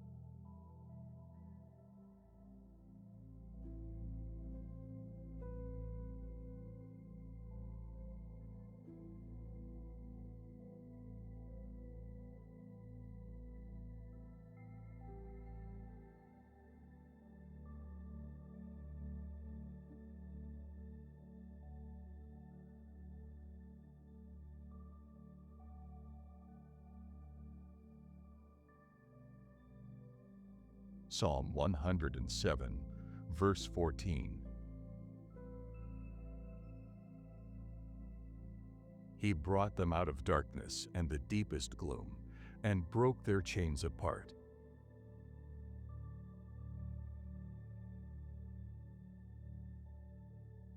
Every chain reaches a moment where the strength holding against it finally overcomes it. Where tension held for so long releases all at once, quietly rather than dramatically. He brought them out of darkness and the shadow of death, and broke their chains apart. Broken decisively. Not eventually, once you've done enough to deserve it. Already in the dark, exactly where you're lying right now. Metal under enough pressure doesn't always bend gradually. It holds, and holds right up until the instant it simply gives way. That is closer to what I have done here than a slow loosening. Held tension, and then quietly release. The sound of it breaking isn't something to listen for. It is already quiet, already finished, already behind you.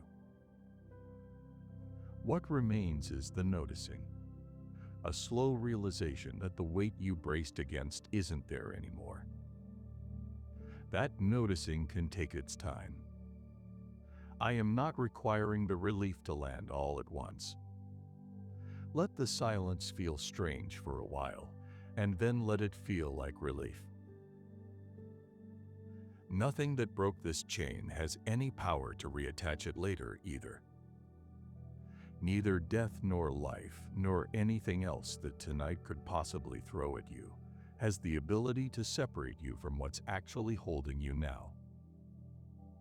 A tether can stretch considerably under real strain and still never actually let go, flexing without detaching, built for exactly this kind of pressure. Whatever's pulled at you tonight has stretched the connection, maybe. It hasn't broken it. It was never built to break that easily. And whatever this breaking costs to sustain going forward, whatever it takes to keep this freedom fed and provisioned, was never going to run out.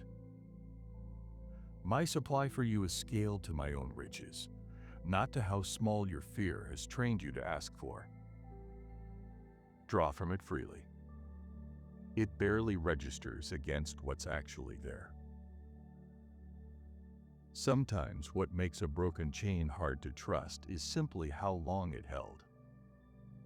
Years of being bound by something train the mind to expect the binding, so thoroughly that its actual absence can feel, at first, like something's missing rather than something's finally right. That disorientation is normal, and it passes. Freedom doesn't need to feel completely familiar on its first night to be completely real. Give it time to feel like the truth it already is. There's no rush to fully understand tonight what's already been fully accomplished. Understanding tends to arrive slower than the actual change does, catching up over days rather than landing all at once. The chain being broken doesn't wait on your full comprehension of the breaking. It's already done, whether comprehension arrives tonight or gradually over the mornings that follow. Here's something else worth holding on to. That you don't need to feel the chain fall to trust that it has. Plenty of real things happen without producing a sensation dramatic enough to be felt in the moment. This is one of them. The absence of a felt breaking moment is not evidence against the breaking. It simply means the breaking was quieter than you expected it to be. Old chains sometimes leave a kind of muscle memory behind even after they're gone. A habit of flinching at a weight that's no longer actually there. That flinch will fade with repetition, the way any habit fades once it stops being reinforced by an actual cause. Give it a few more nights of reaching for the weight and finding nothing there. The flinching will follow the chain out eventually. Rest now in what's already finished. The chain fell silent, whether or not you heard it go.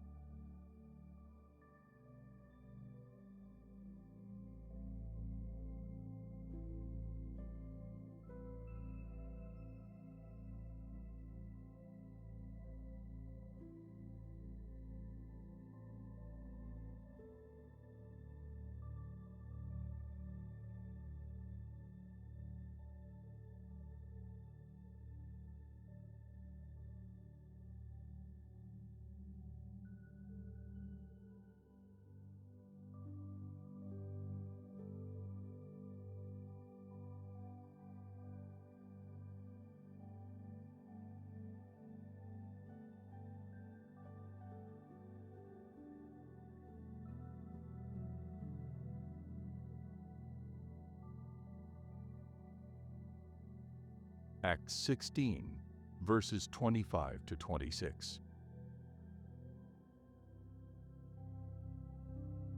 About midnight, Paul and Silas were praying and singing hymns to God, and the other prisoners were listening to them. Suddenly, a violent earthquake shook the prison to its foundations. At once, all the doors flew open, and everyone's chains came loose.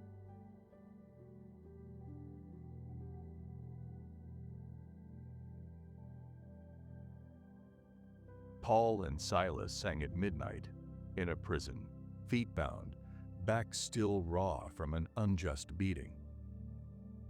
Their circumstances hadn't changed. Something in them had already decided the chains weren't the whole story. The earthquake came after the singing, as though their trust had made room for what followed.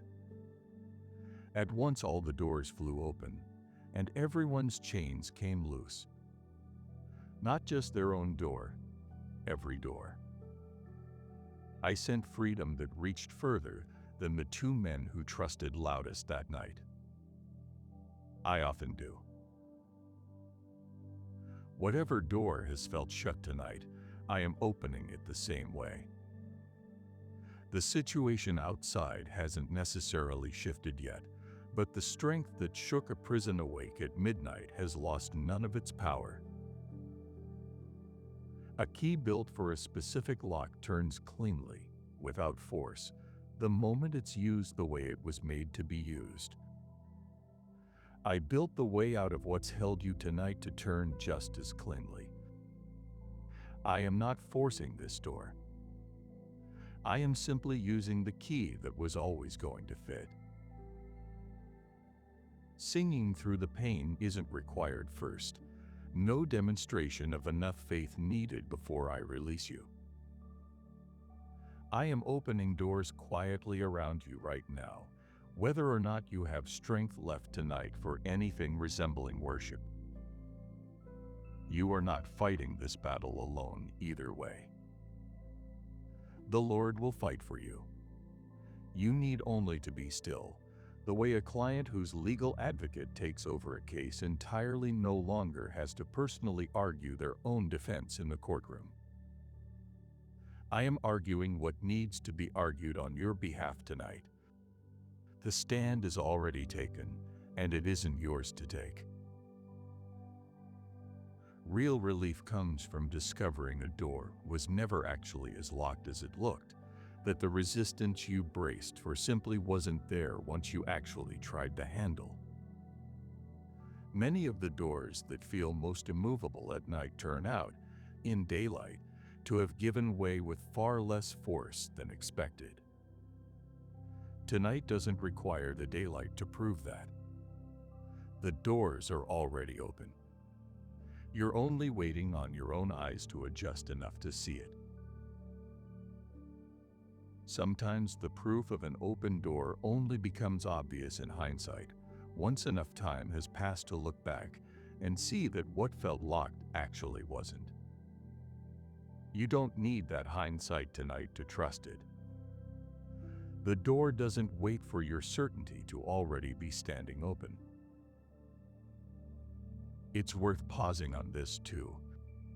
How much easier it becomes to trust an open door once you stop assuming every closed-looking door must actually be locked. Some doors only look shut because no one has tried them recently. Tonight doesn't require you to try every door yourself. It only requires trusting that I already tried the one that matters, and it gave way. Trust in a moment like this doesn't require the absence of all doubt to count as real trust. A small, honest doubt sitting alongside genuine trust is still trust. You don't have to silence every skeptical thought before you're allowed to walk through what's already open. Bring the doubt along if it insists on coming. The door opens the same regardless. Rest inside the opening. I have already made it.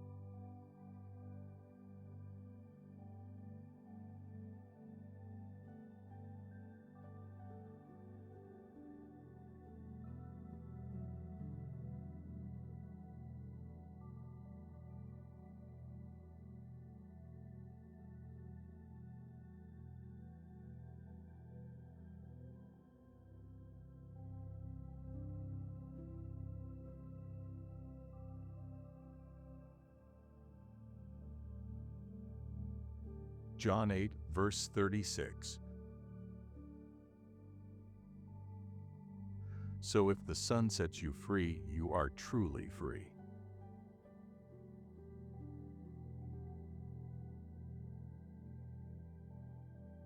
There's a difference between freedom offered and freedom actually taken hold of. Between hearing a door is open and stepping through it. So if the Son sets you free, you are truly free. Free indeed. Complete, without conditions quietly limiting how far it can be trusted. This freedom doesn't need repeated checking, the way a hand reaches back toward a wound just to confirm it's healed. A person can stand for years in front of an unlocked door, insisting it's probably still locked. This freedom doesn't need testing repeatedly. Walk through it once and live inside it. A bird's first flight after a cage door opens is often hesitant before it's sure. A few uncertain wing beats before it trusts the air will actually hold it. I am not asking for confidence before you take this. I am asking you to try the air.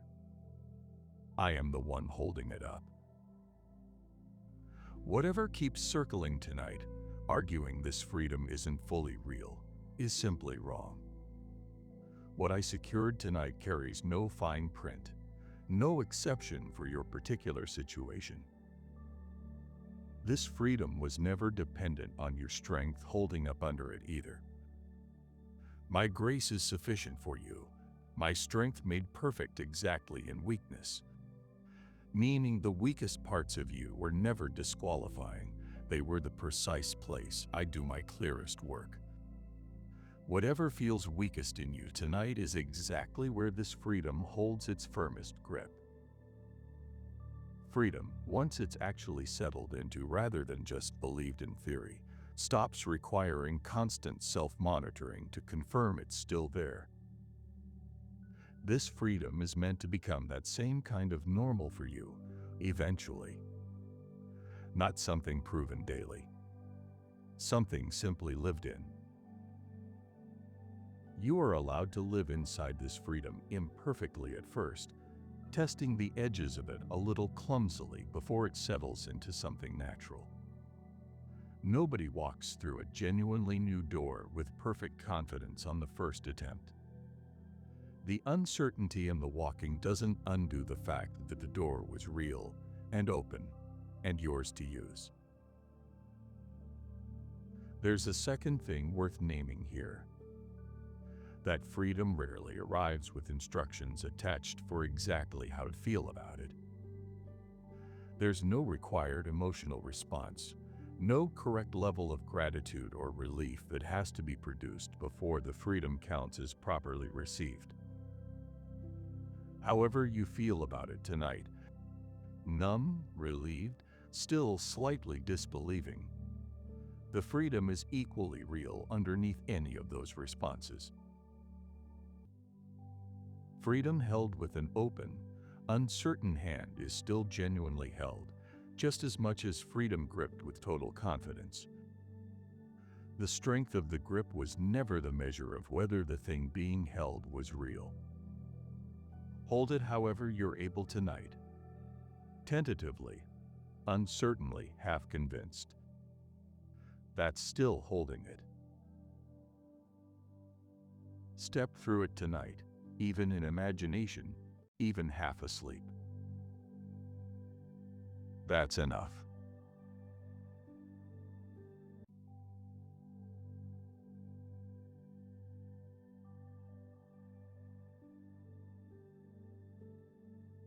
The chain is already broken.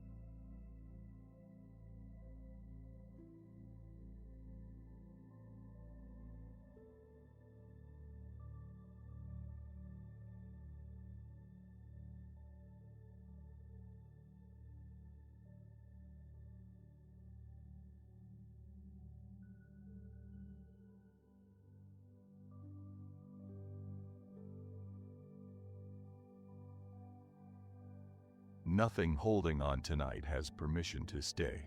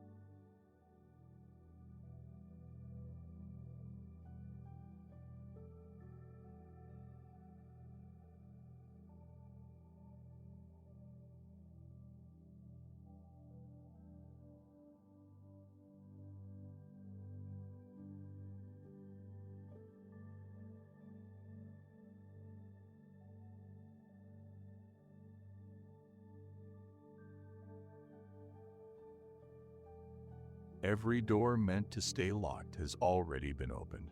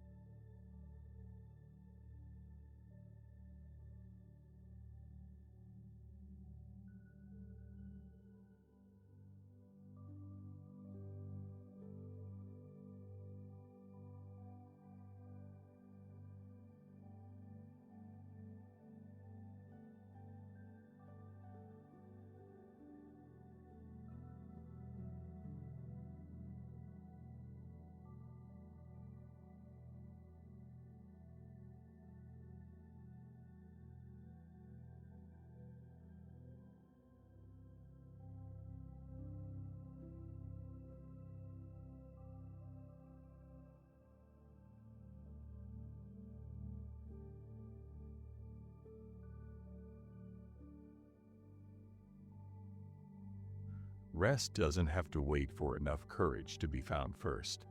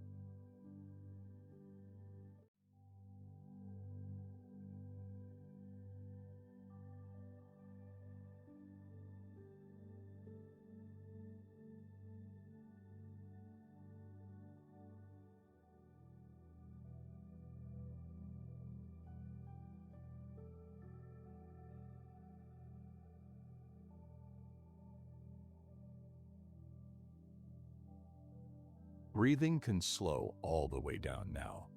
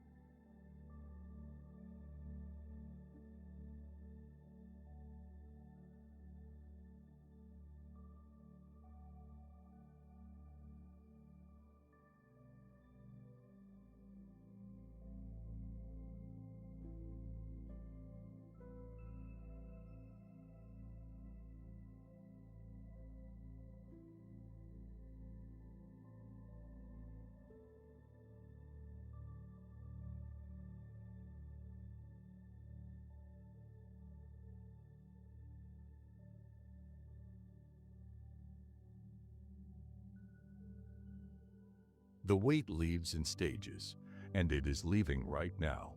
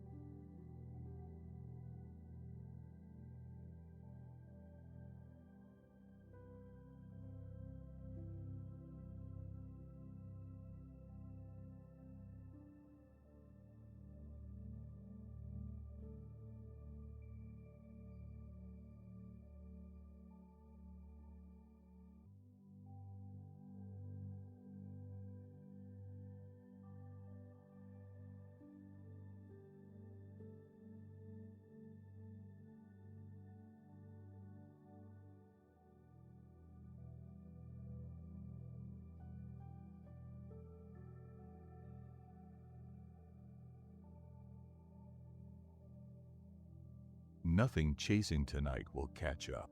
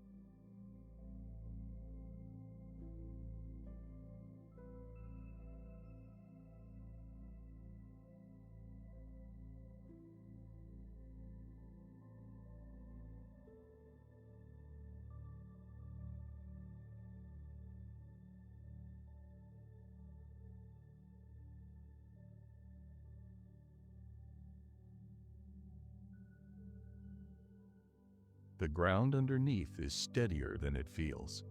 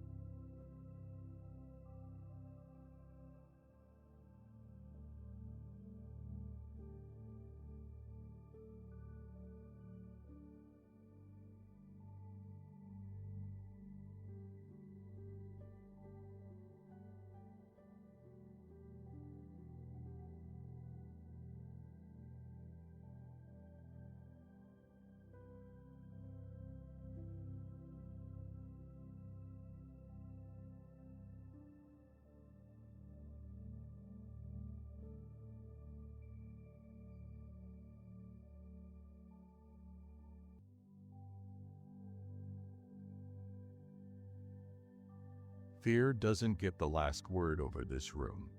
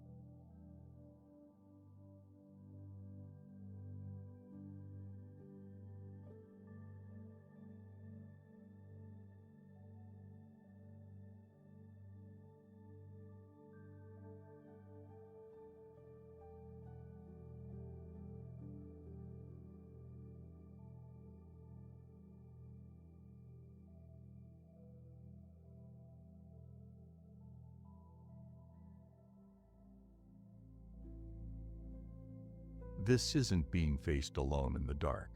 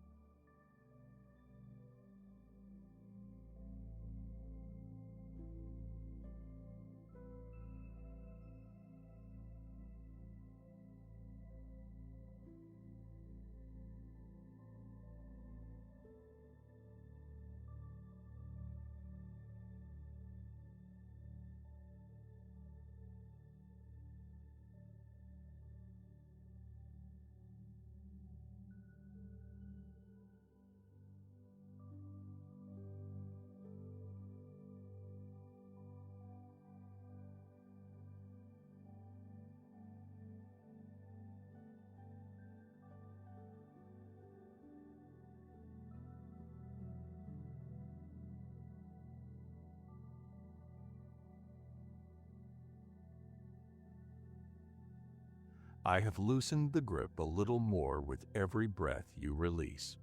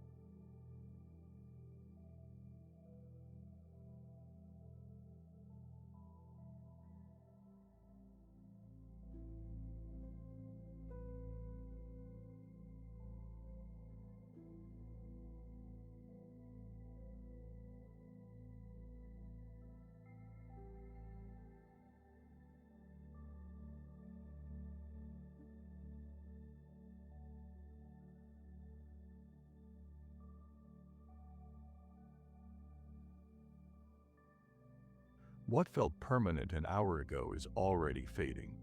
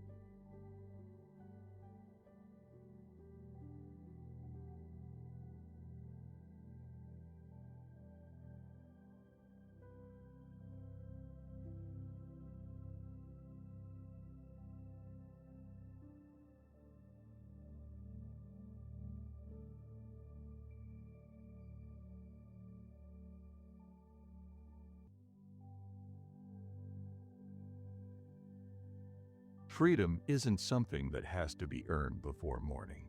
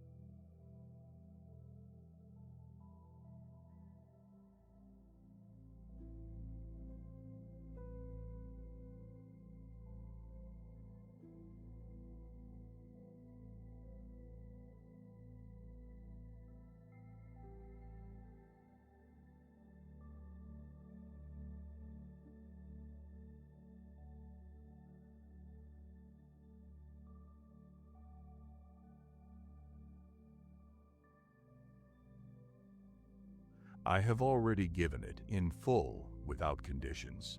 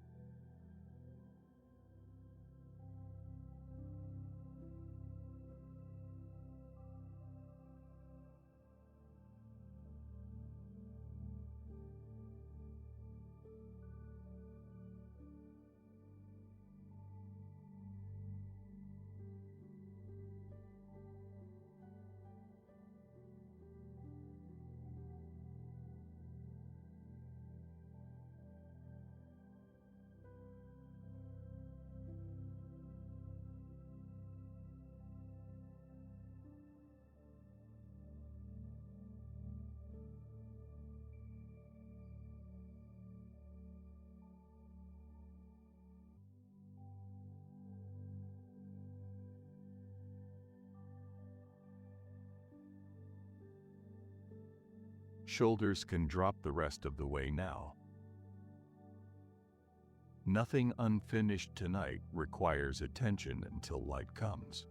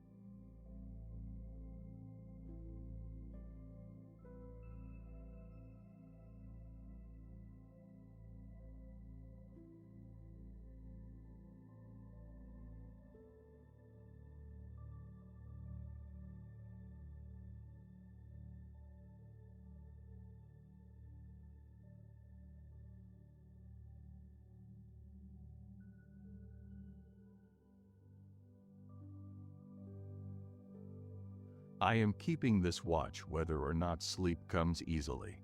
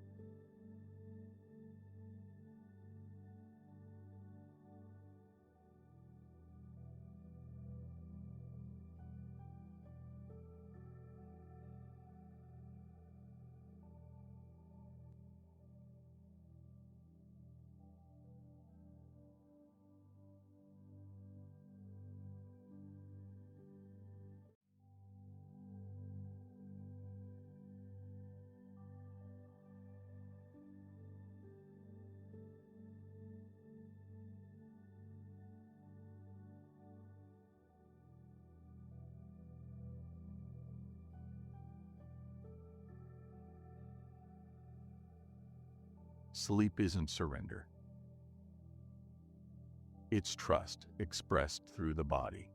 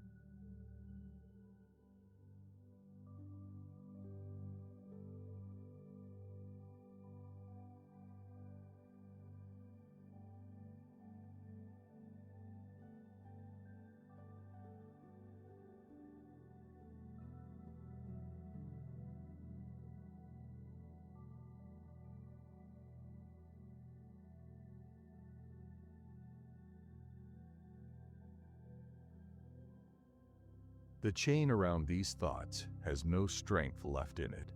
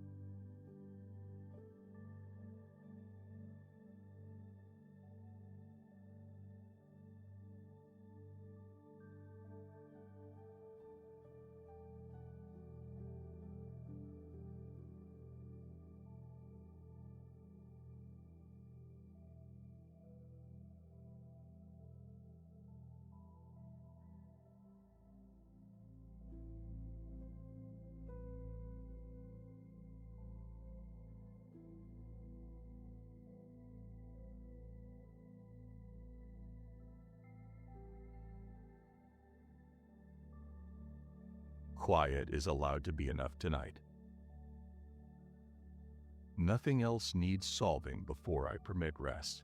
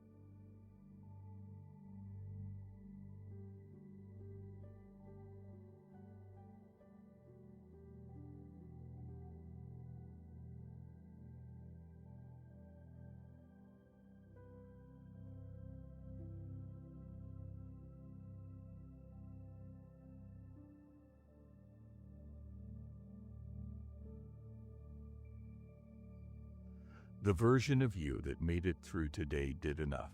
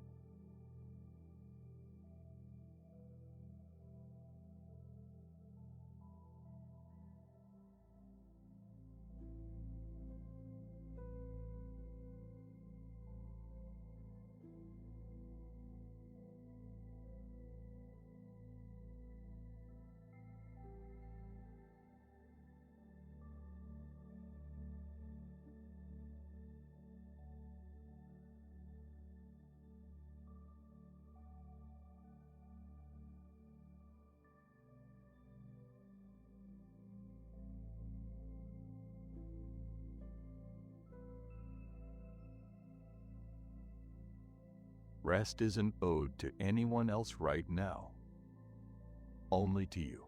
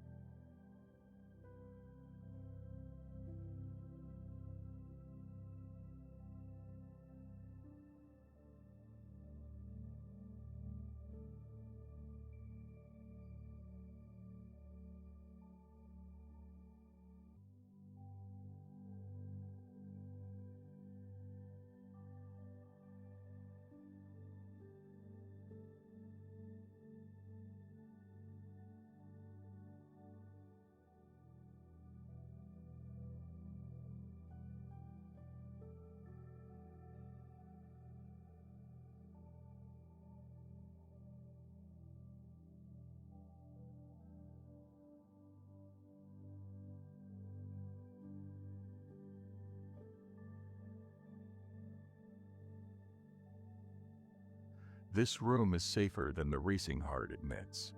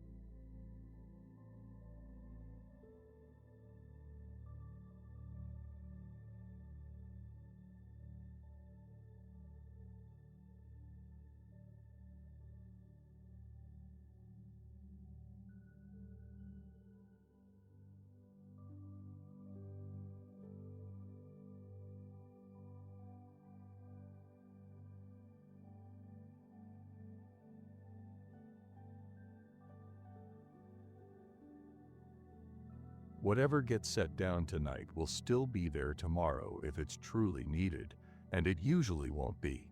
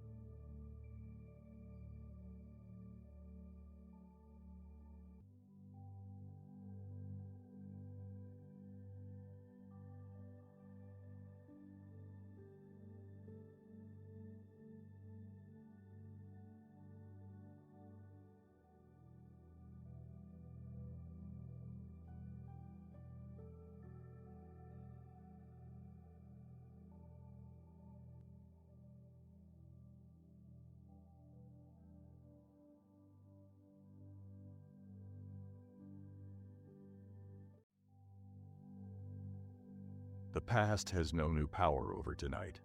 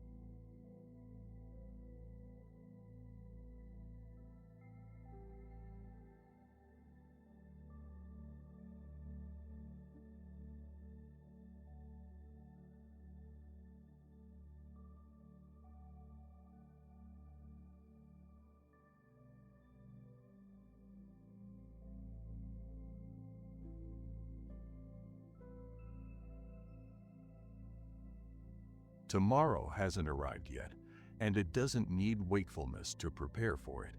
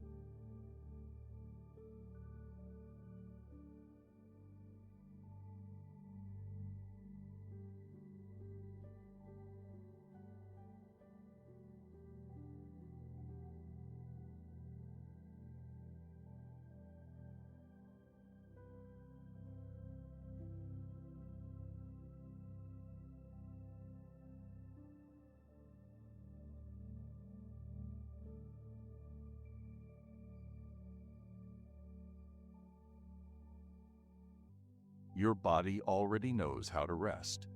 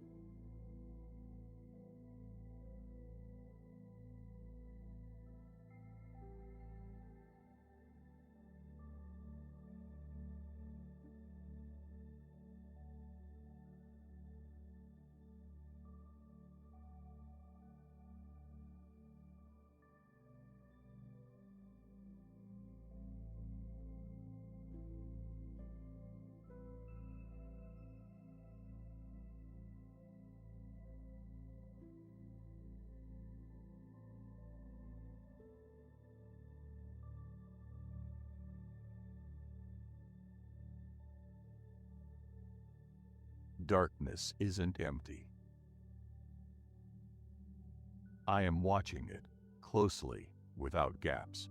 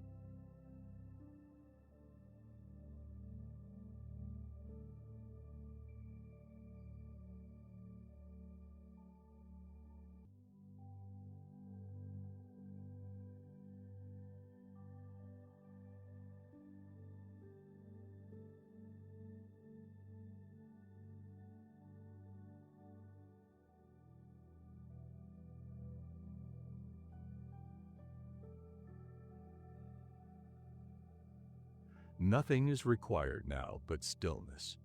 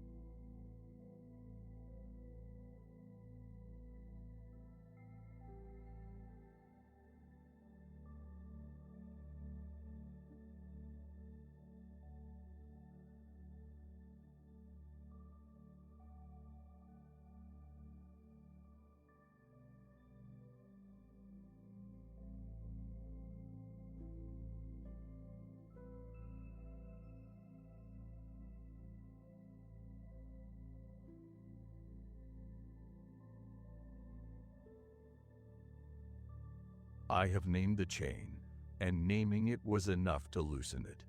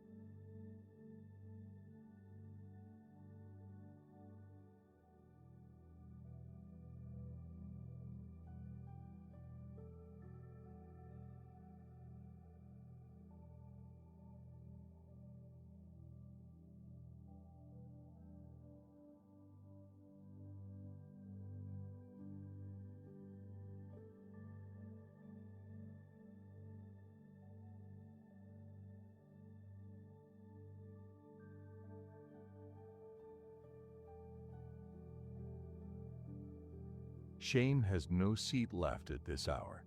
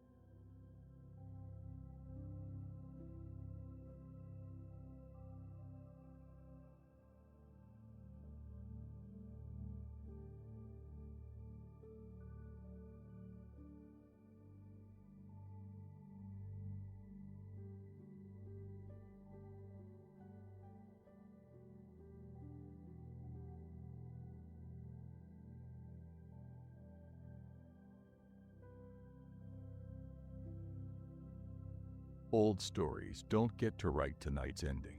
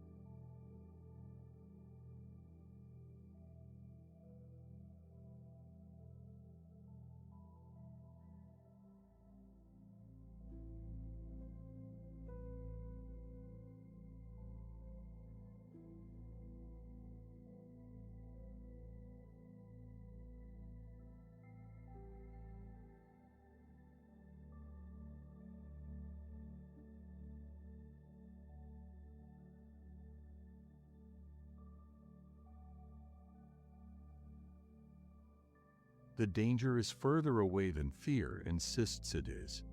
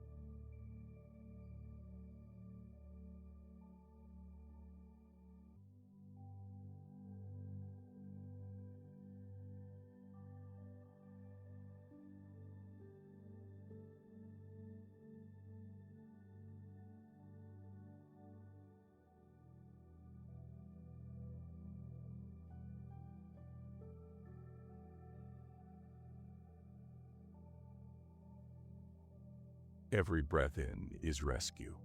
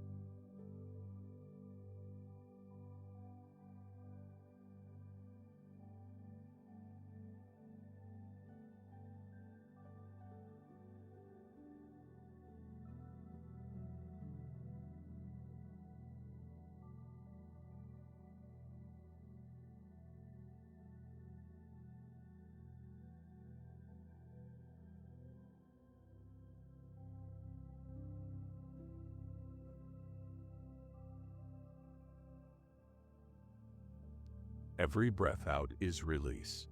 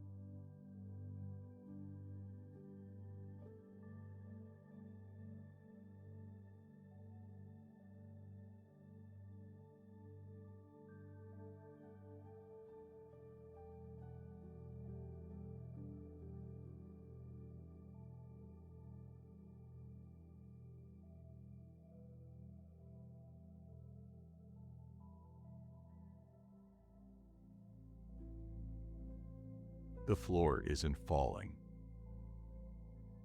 It's holding steady, exactly where it should.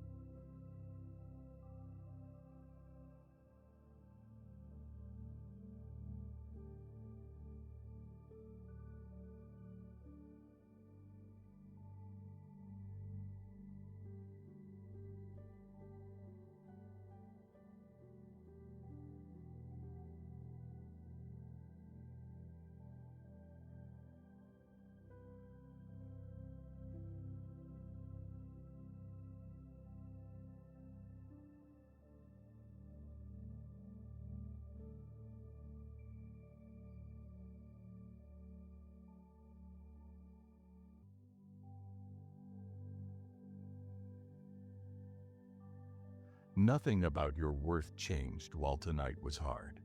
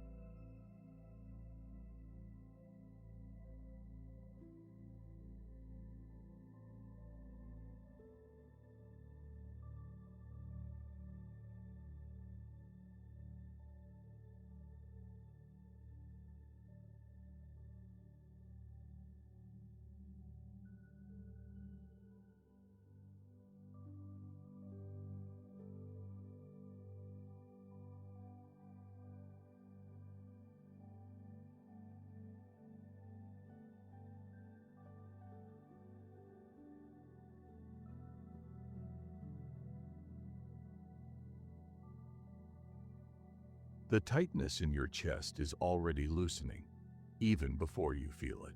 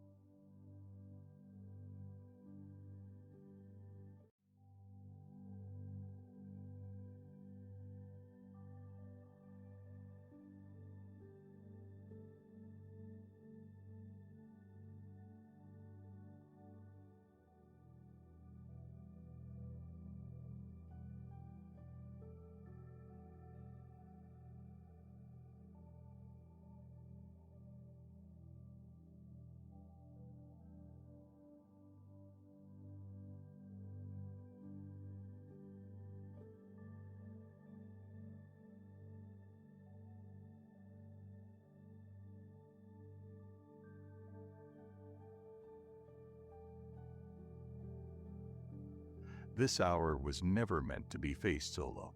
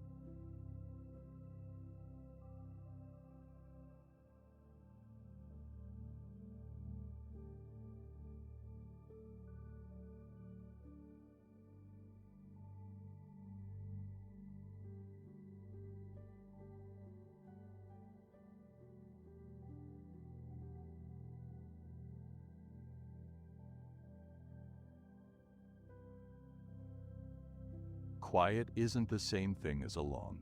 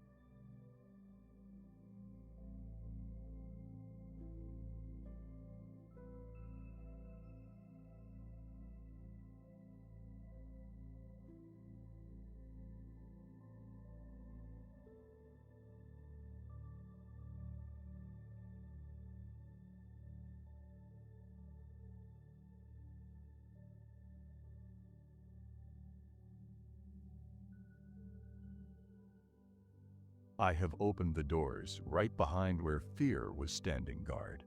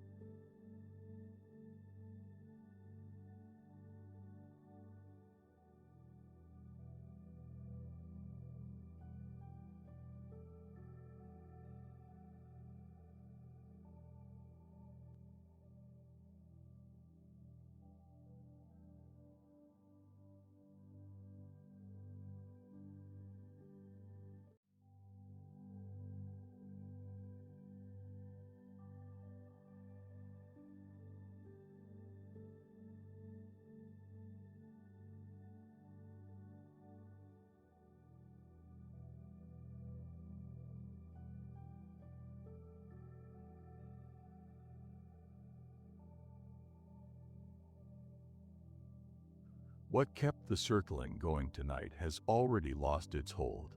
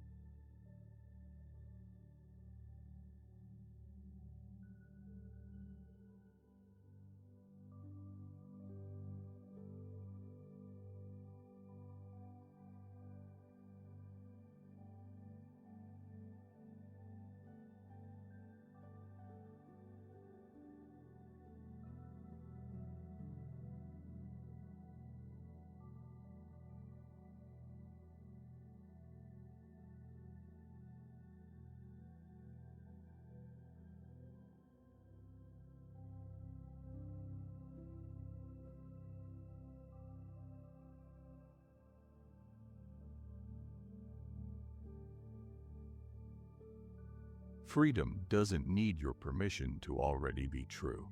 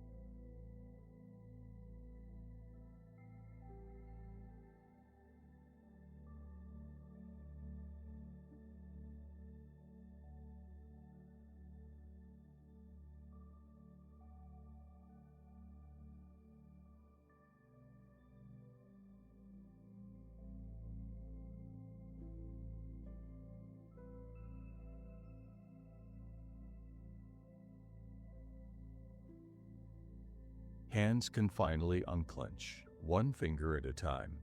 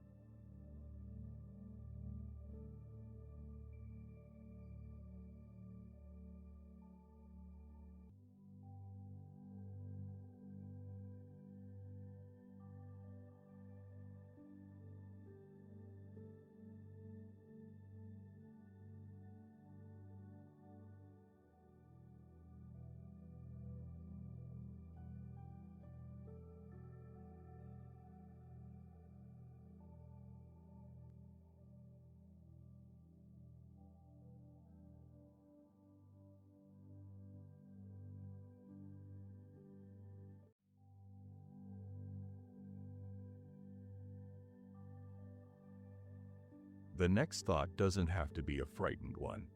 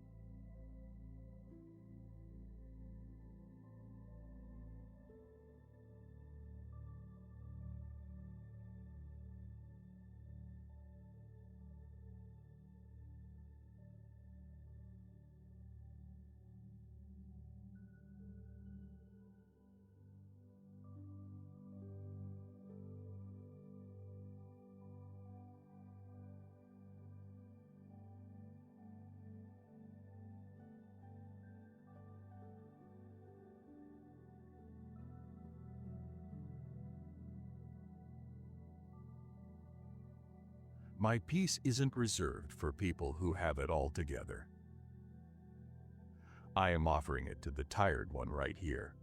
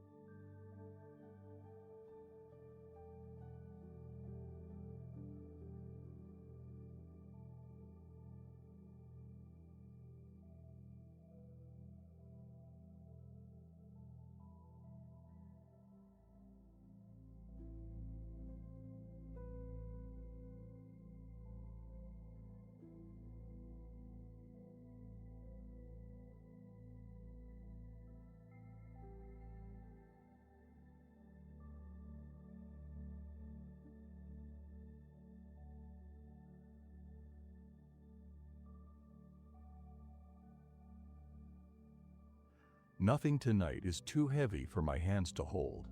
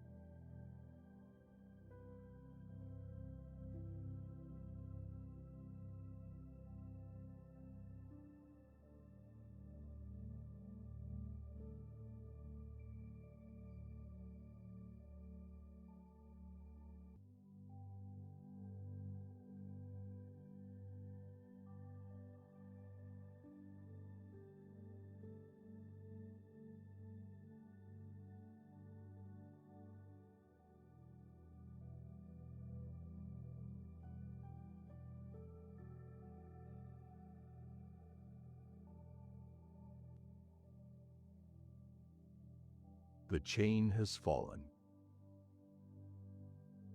It can stay down.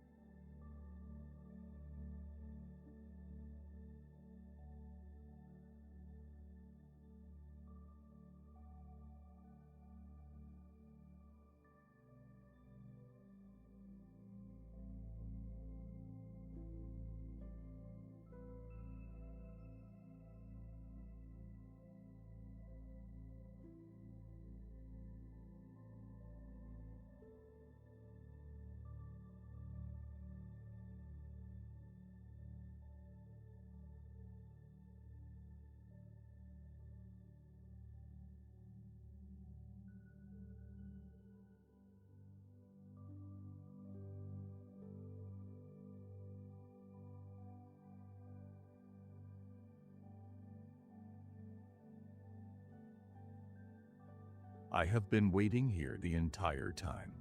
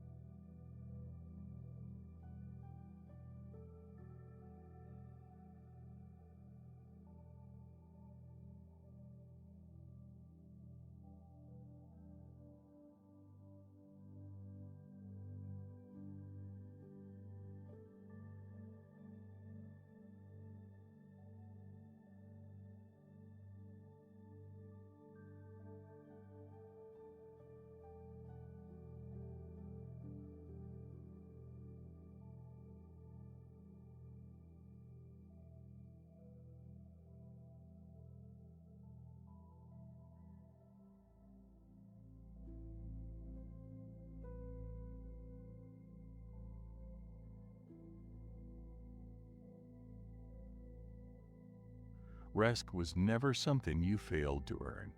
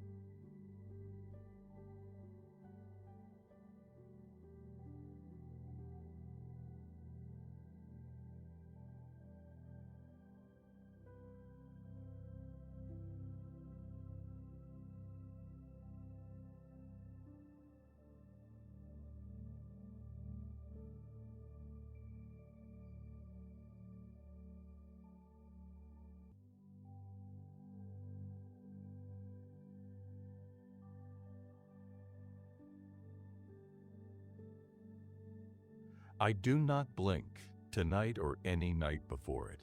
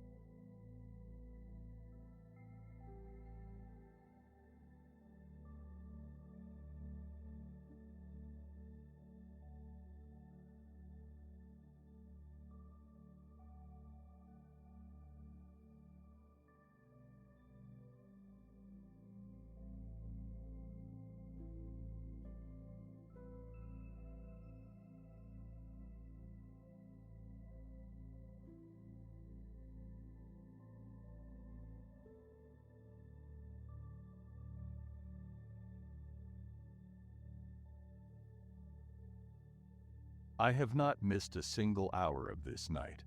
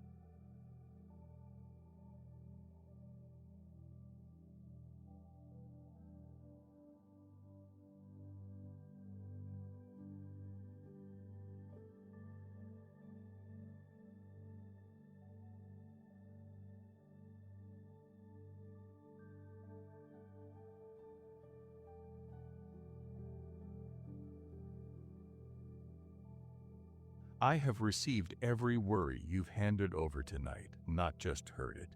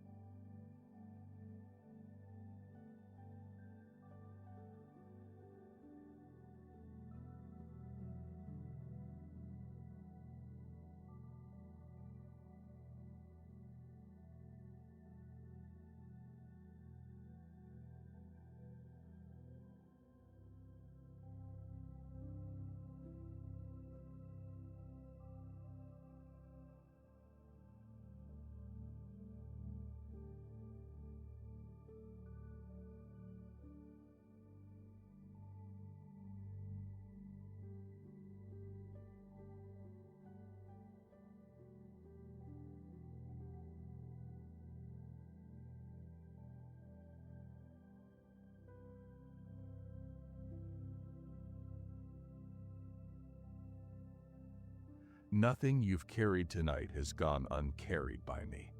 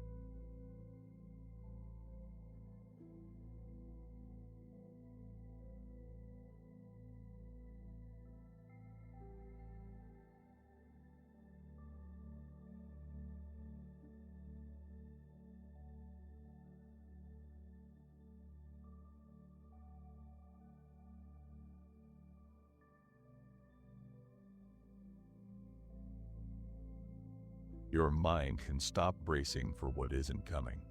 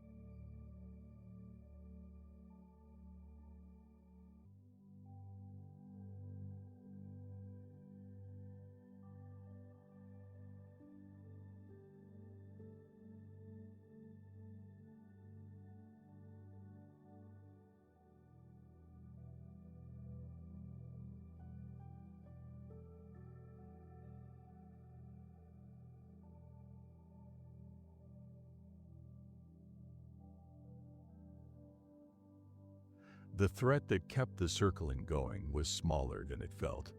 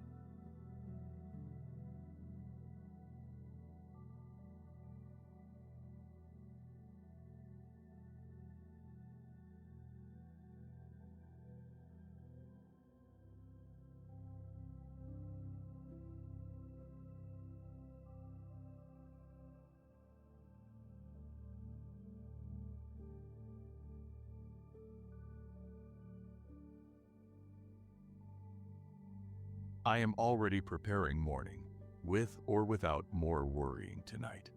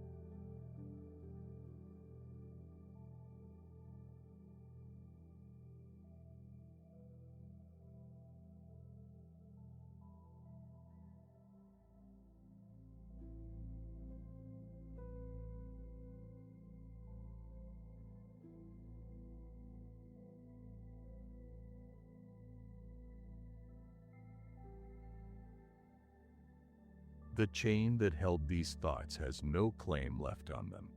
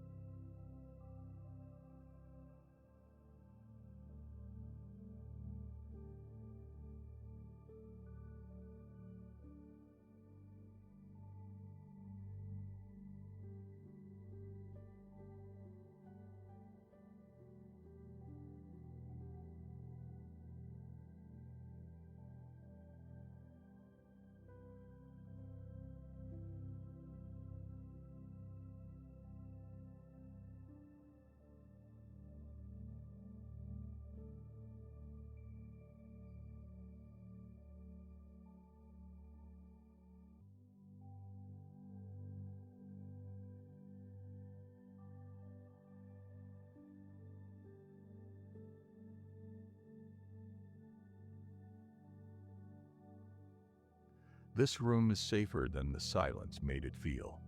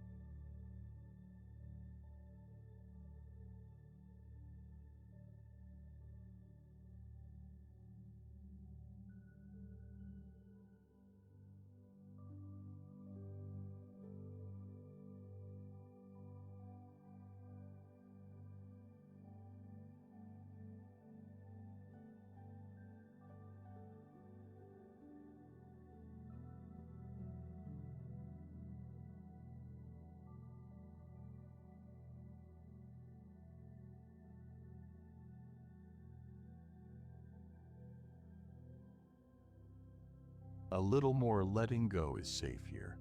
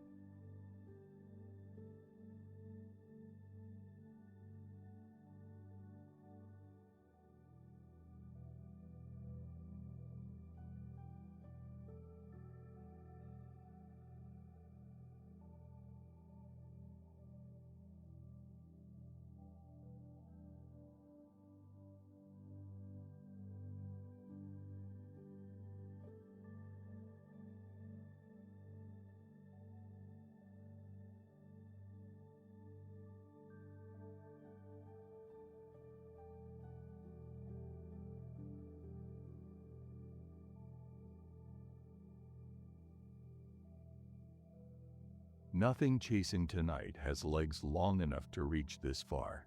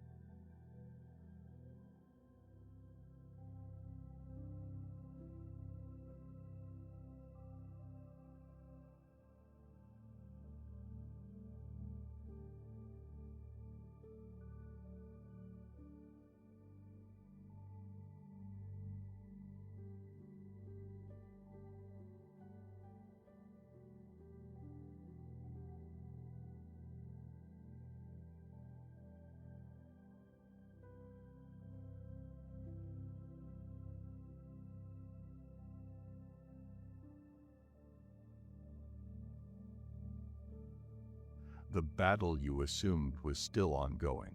I already won.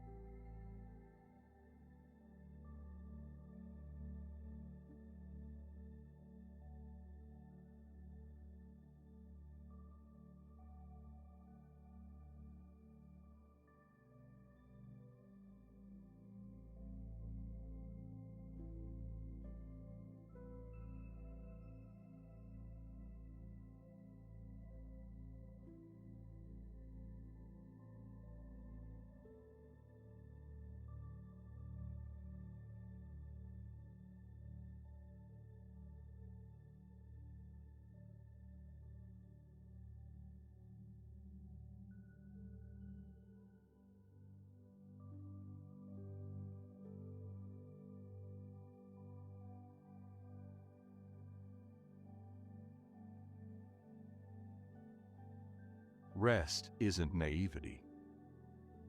It's trust placed exactly where it belongs.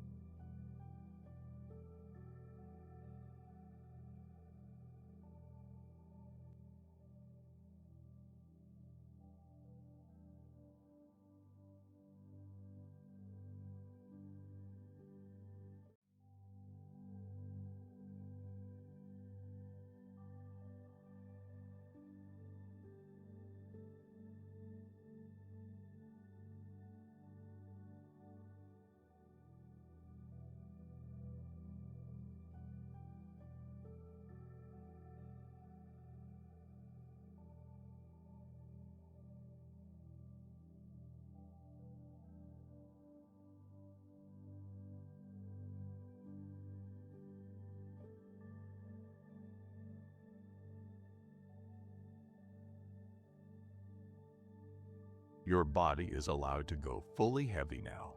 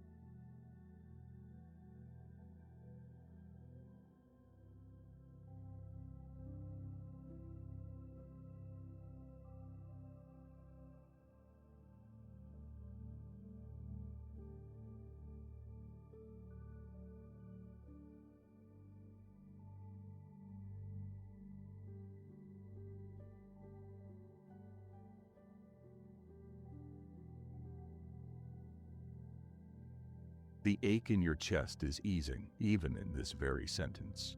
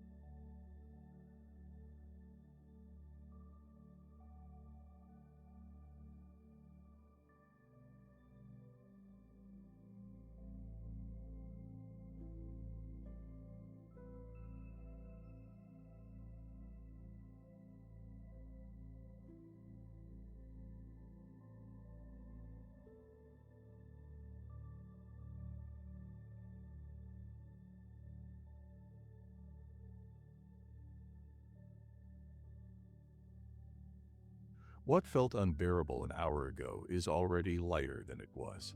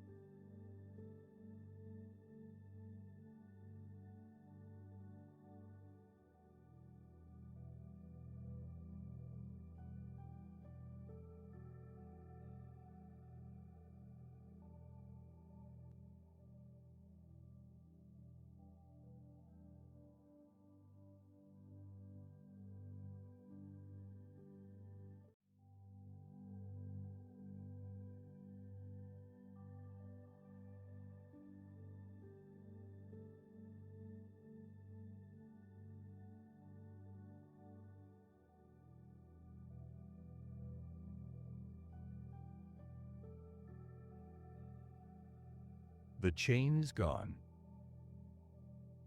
Only the memory of its weight remains, and even that is fading fast.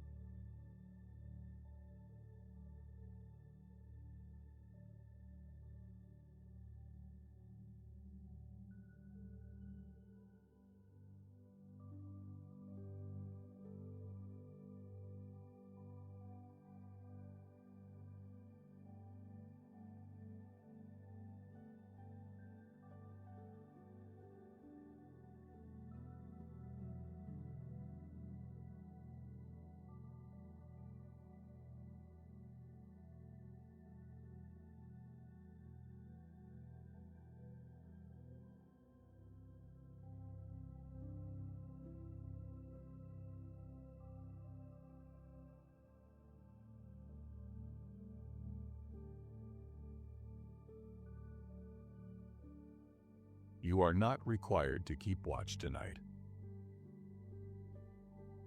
I already am, and have been the whole time.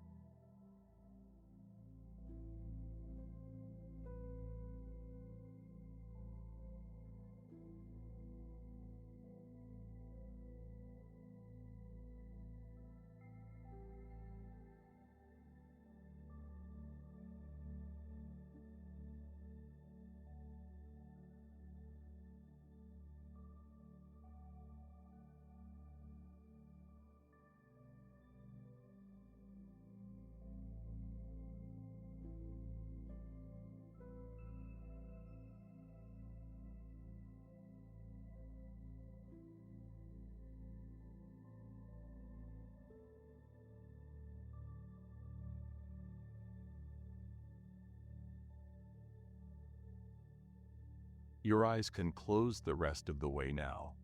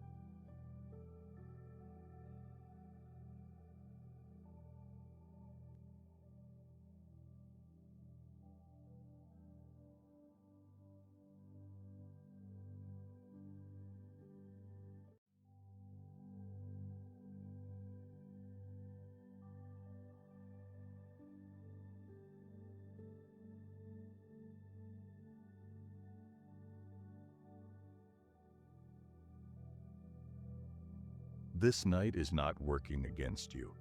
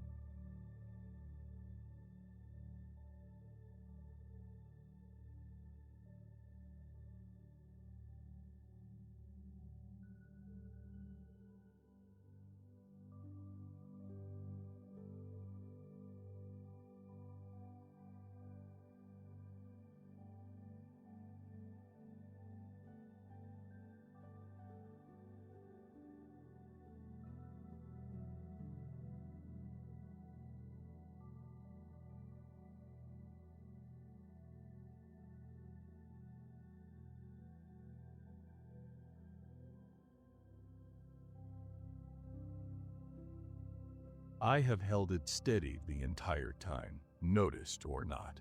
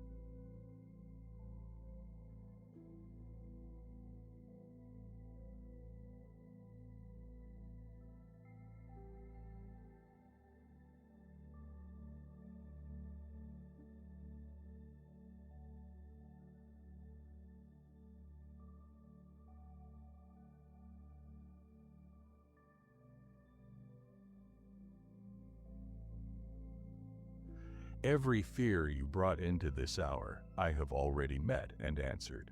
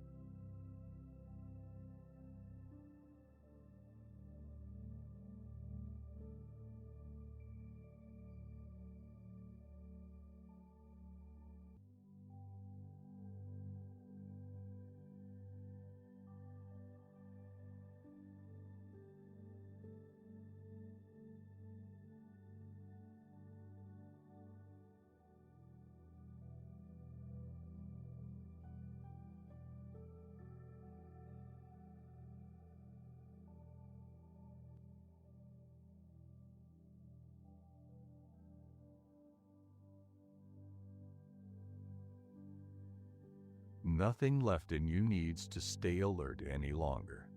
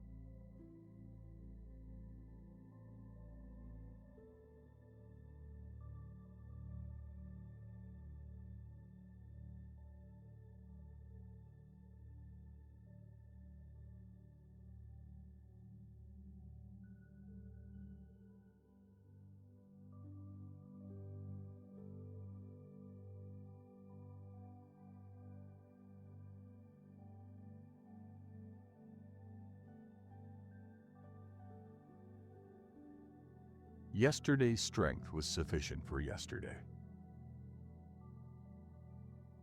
Tonight's rest is sufficient for tonight.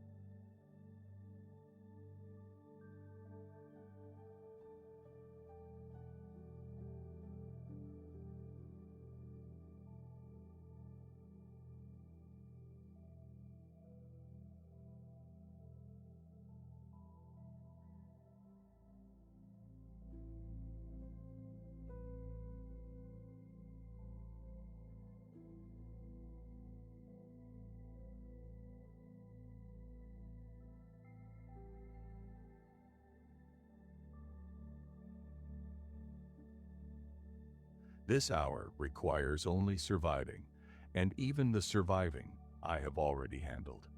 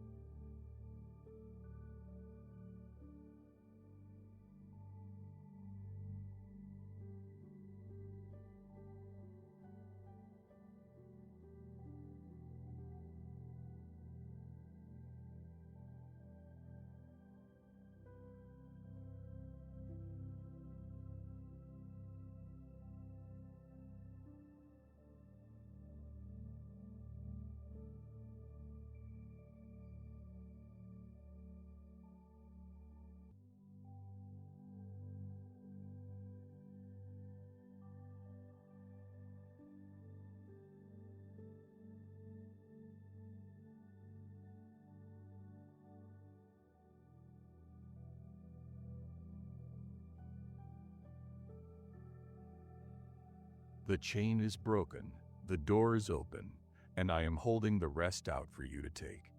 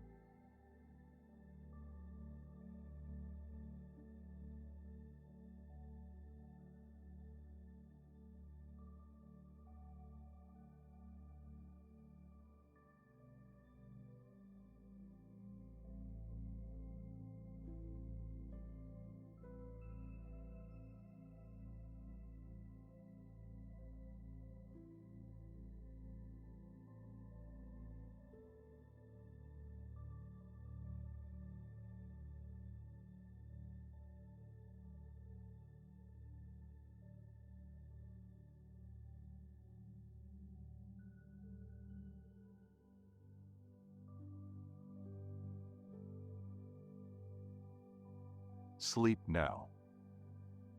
It's safe. It's time.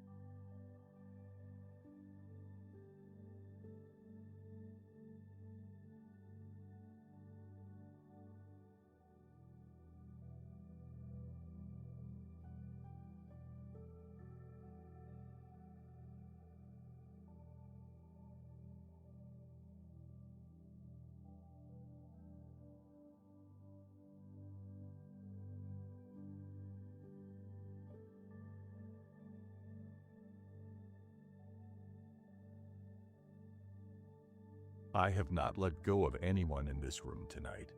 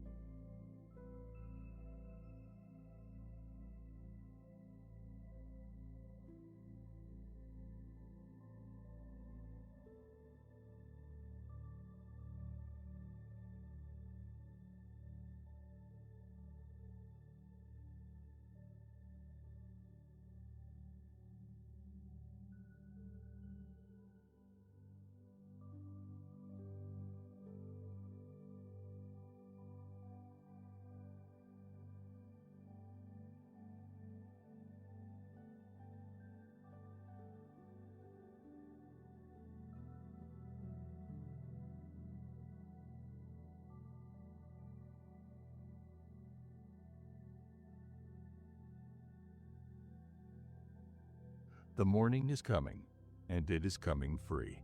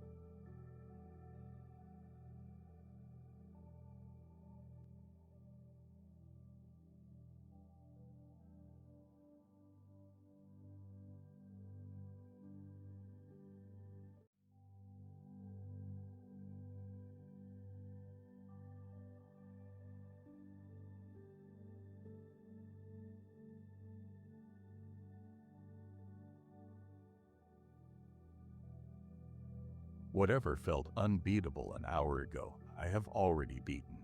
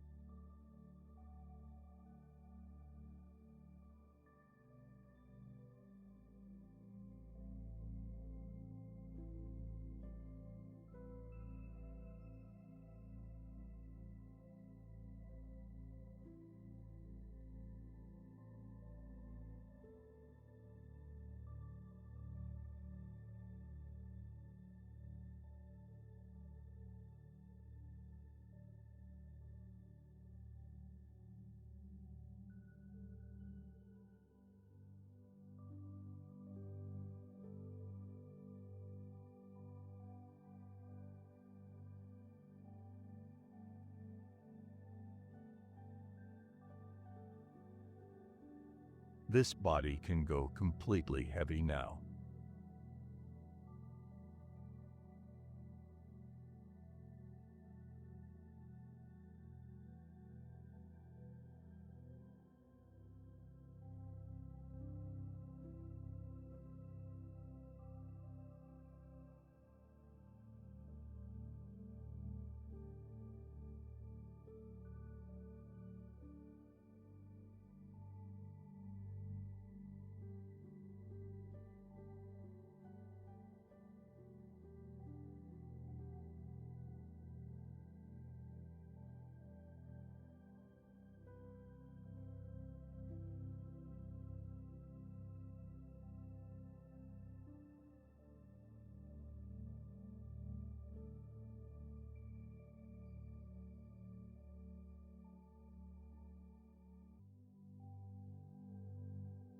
There is nothing left to defend against tonight.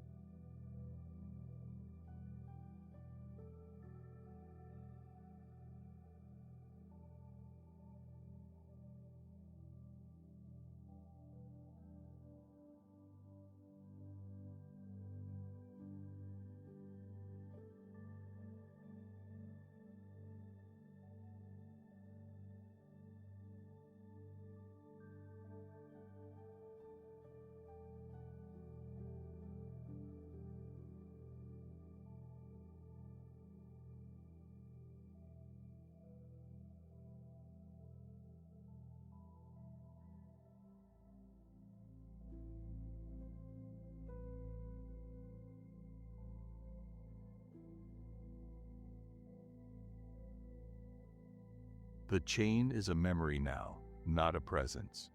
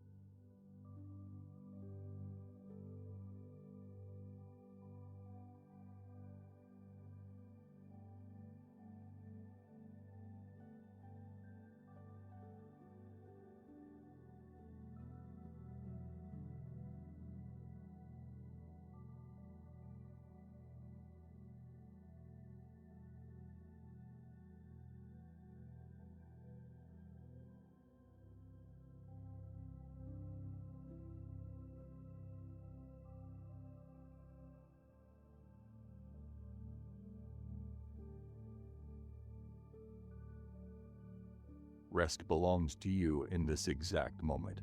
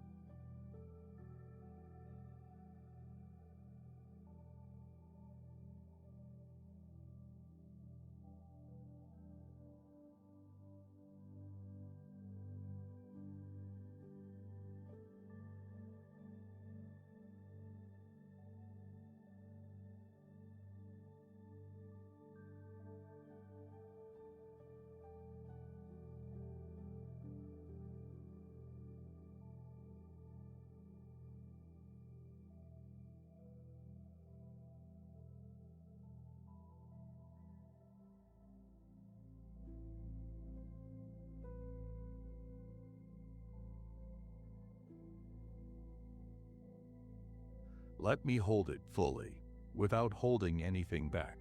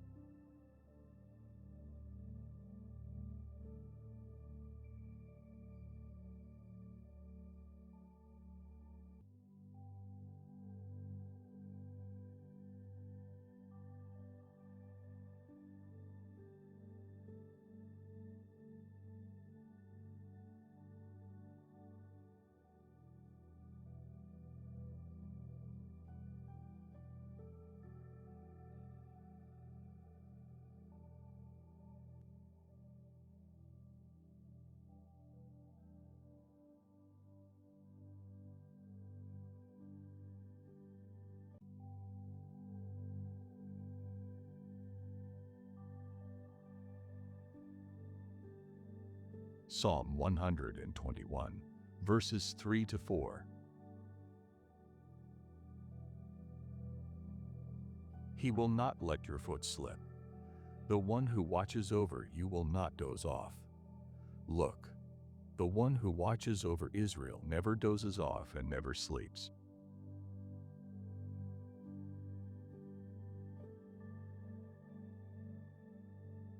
Underneath the tiredness sits an old fear. That fully letting go means no one's watching closely enough to catch what gets missed. I am watching. I have been the entire time. The one who watches over you will not doze off. Look, the one who watches over Israel never dozes off and never sleeps. This isn't a watch kept in shifts, with gaps where my attention lapses. I have never once blinked, across every night you've ever lain through, including this one. A mother checking on her sleeping baby leaves the child fully asleep and still knows they're safe. That's closer to how I'm watching you tonight. Close, careful, never needing you to wake and confirm it. Years of self-reliance build a particular kind of vigilance. The exhausting habit of assuming nothing gets handled unless you handle it. That habit can stand down tonight. I was never off duty in the first place. This watch has never once gone dark either. A lamp trimmed and tended ahead of the dark, rather than scrambled together once the dark has already fallen, stays lit the entire night through. The way an oil lamp only stays burning because someone tended the wick before it was needed. I tended tonight's lamp long before you needed it lit. It was never going to catch you unprepared. And it's a watch that answers too, not just observes. The Lord is near to all who call on Him, to all who call on Him in truth. Near immediately from the very first call, not responsive only after enough persistence wears the waiting down. You called. I was already near enough to hear it before you finished speaking. Whatever felt too broken tonight to bring to me was never actually too broken. I heal the brokenhearted and bind up their wounds, tending it fully, not merely acknowledging the break. Your heart is not too broken for this. It is exactly the kind of break I already know how to heal. And you are not simply one case among the many I'm watching tonight. I called you by name. You are mine, known specifically, individually, never lumped into a category or addressed as one among many. A real comfort exists in being watched by someone who isn't waiting for you to prove you're worth the watching. Most human attention has to be earned, maintained, kept interesting enough to hold. Mine doesn't work that way. I was watching you with the same full attention on your most unremarkable night as I am tonight, on this one, regardless of how eventful either one turned out to be. Nothing about tonight had to be dramatic enough to earn this watch. It was already yours before the night began. There is no version of tonight that could have surprised me, no worry too small or too strange to have been anticipated in advance. Whatever kept you awake tonight, I was not caught off guard by it, and I am not scrambling now to catch up. The watch was already fully in place before you noticed you needed it. This deserves noticing too. How much of tonight's fear about being unwatched was really a fear of being unimportant? A quiet worry that your particular worries simply aren't significant enough to warrant this kind of continuous attention. They are. Nothing about the scale of tonight's trouble determines whether it gets watched over. Small things get the same watch as large ones. That was never dependent on how the trouble measured up against someone else's. A watch this thorough was never something you had to activate through enough faith or enough asking. It was already running before you thought to wonder whether it was. Tonight's noticing of it doesn't turn it on. It only lets you finally rest inside what was already true. This deep hour, when everything feels most exposed, is exactly the hour this promise was written for. Rest inside a watch that never depended on you staying awake to keep it going.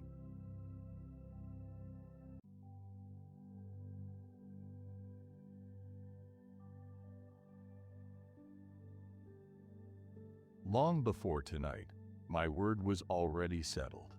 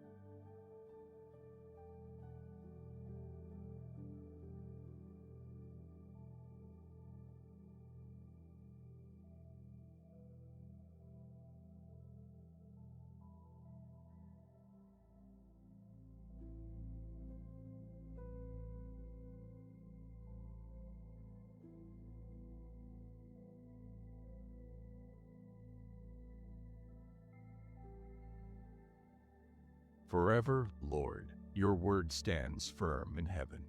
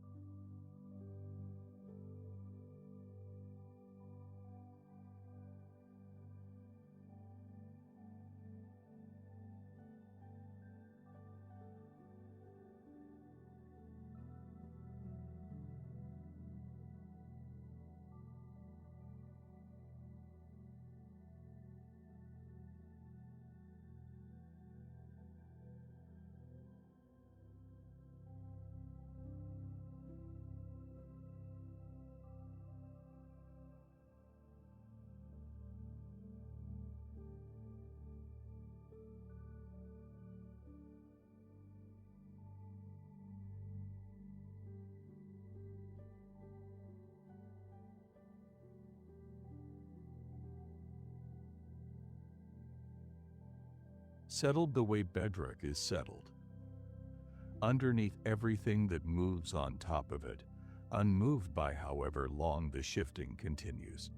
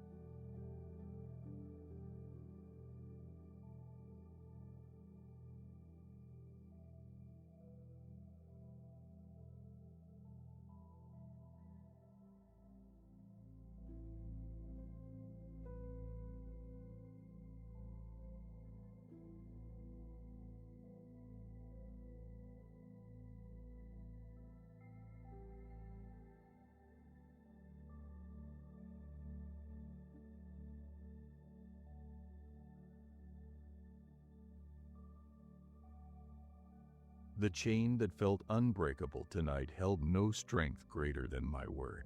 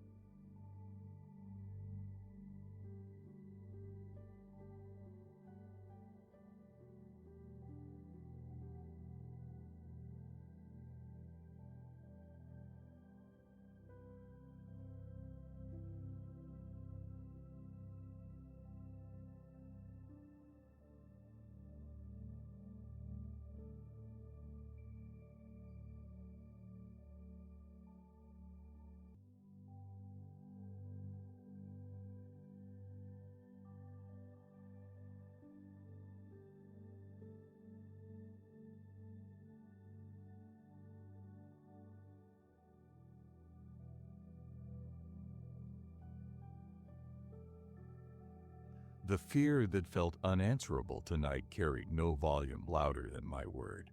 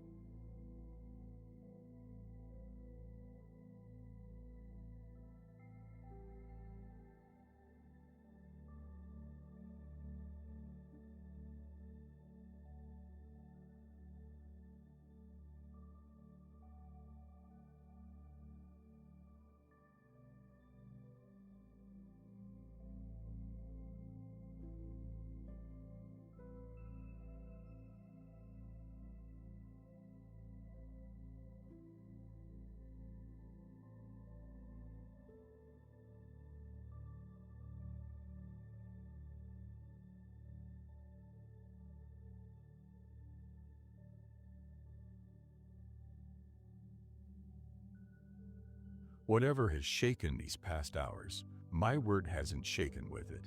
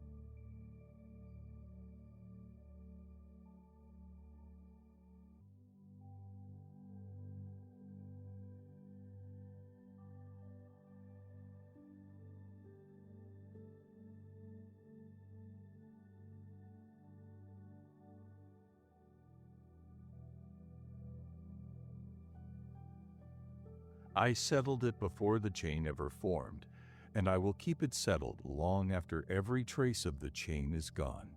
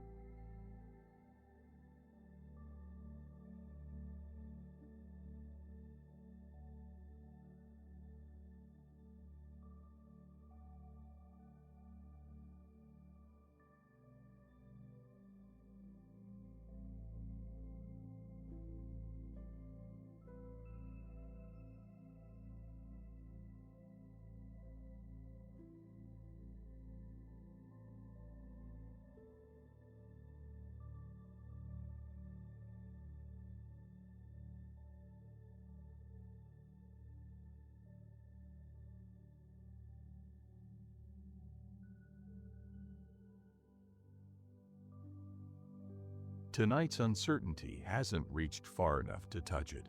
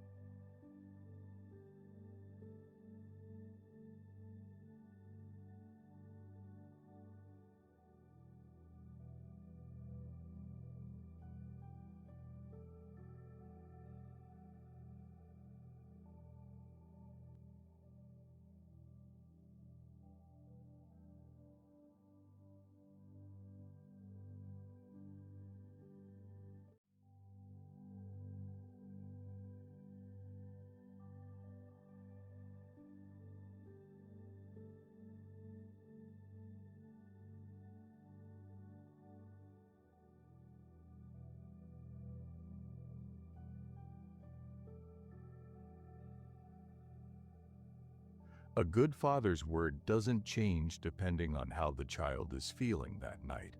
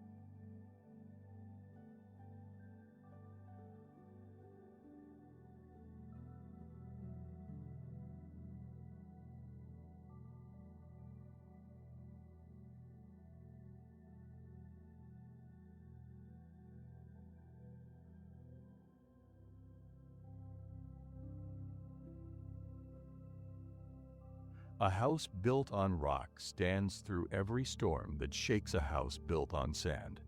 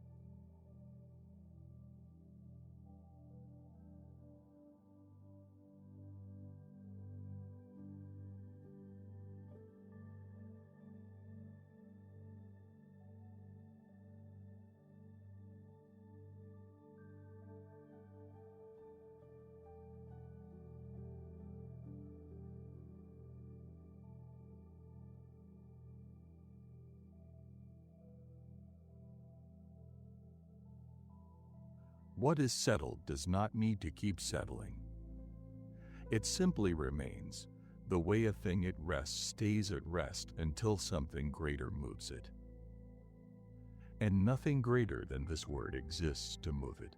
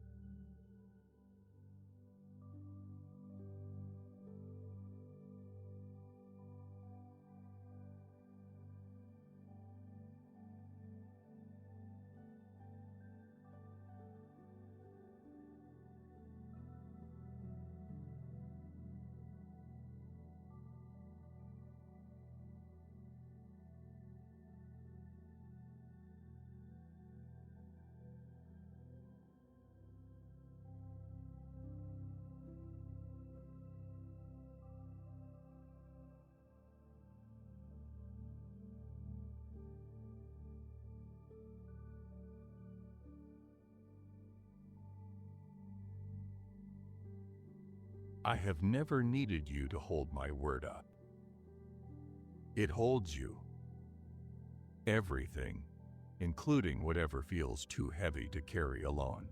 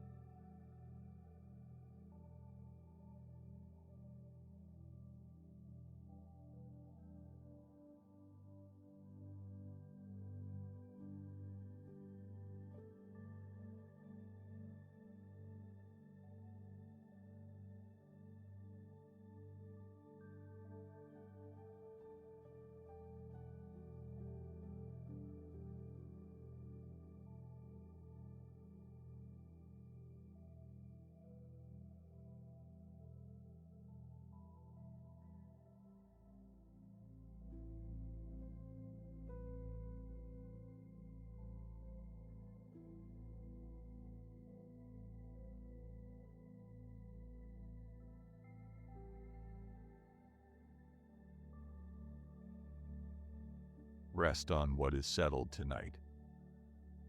Everything else can keep shifting if it must.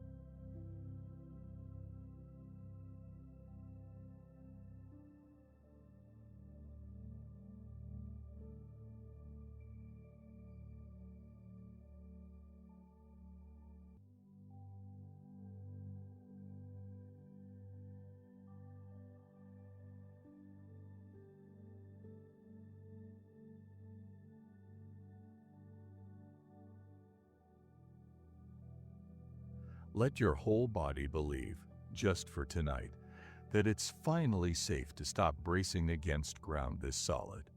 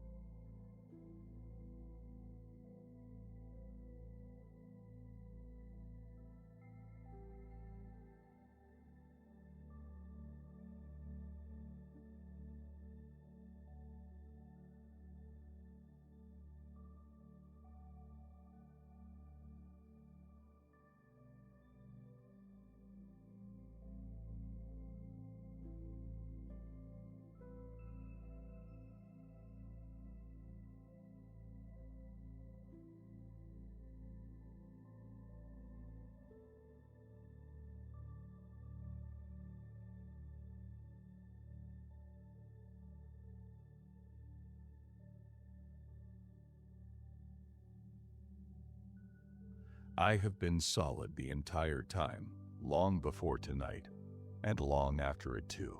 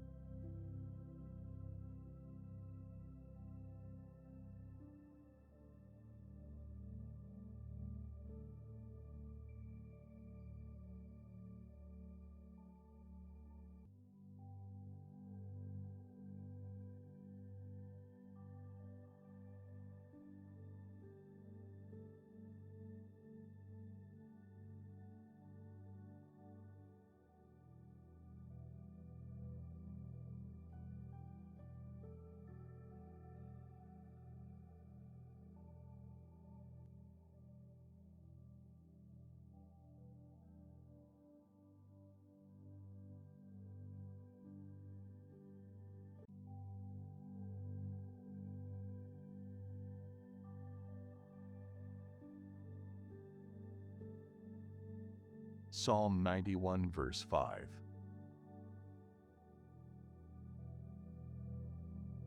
You will not fear the terror that comes at night, or the sickness that moves in the darkness.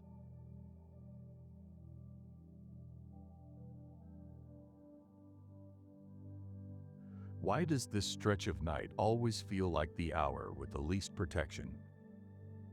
The deepest, darkest part of the whole watch. It isn't. It's simply the hour furthest from the reassurance of morning light, and light was only ever the visible confirmation of a safety I keep present regardless. You will not fear the terror that comes at night, or the sickness that moves in the darkness. This exact hour was named on purpose, because it's the one every tired mind assumes is least covered. A night guard walking the same street every night doesn't need the town to notice him for the watch to be real. I am that faithful, whether or not you're aware of it.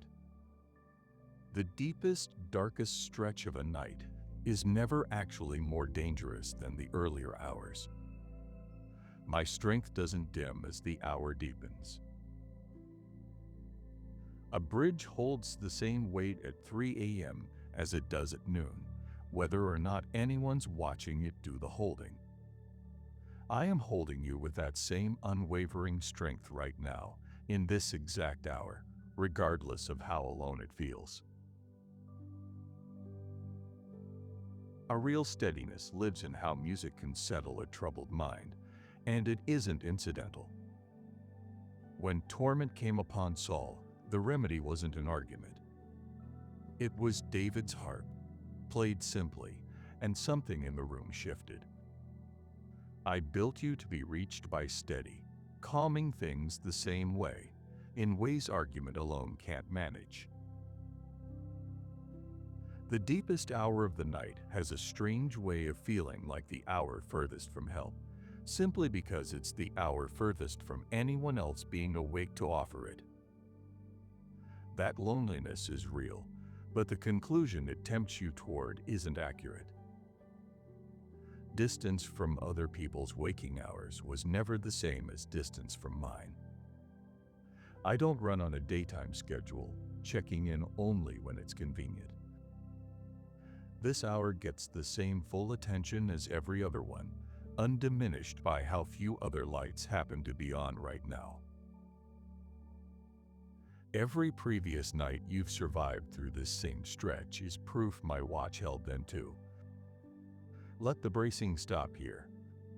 I have held this hour completely, including right now. There is nothing waiting in this particular hour that hasn't already been accounted for. The deep watch was never an emergency shift added on top of the regular one. It's simply part of the same continuous care, running without interruption from the moment your eyes close to the moment they'll open again. Worth remembering, also, that the hour itself has no actual power, only the power your fear lends it by treating it as somehow more dangerous than the hours on either side of it. Strip away that borrowed power, and it's simply another hour of night, passing the same way every other hour passes, toward the same morning every other night has eventually reached. This hour has a long, unbroken record behind it. Every night before this one has eventually given way to morning, without exception. Tonight won't be the one that breaks the pattern. Rest here in the deepest part of the night, exactly where the watch is strongest.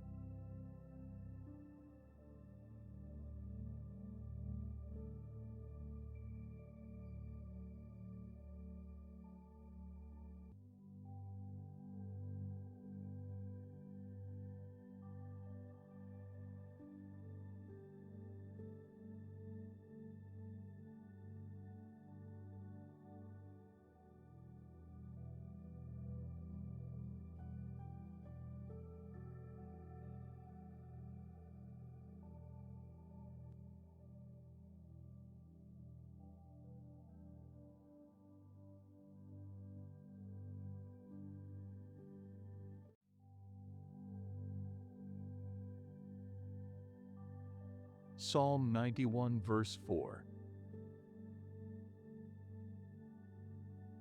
He will cover you with his wings, and under them you will find safety. His faithfulness will be your shield.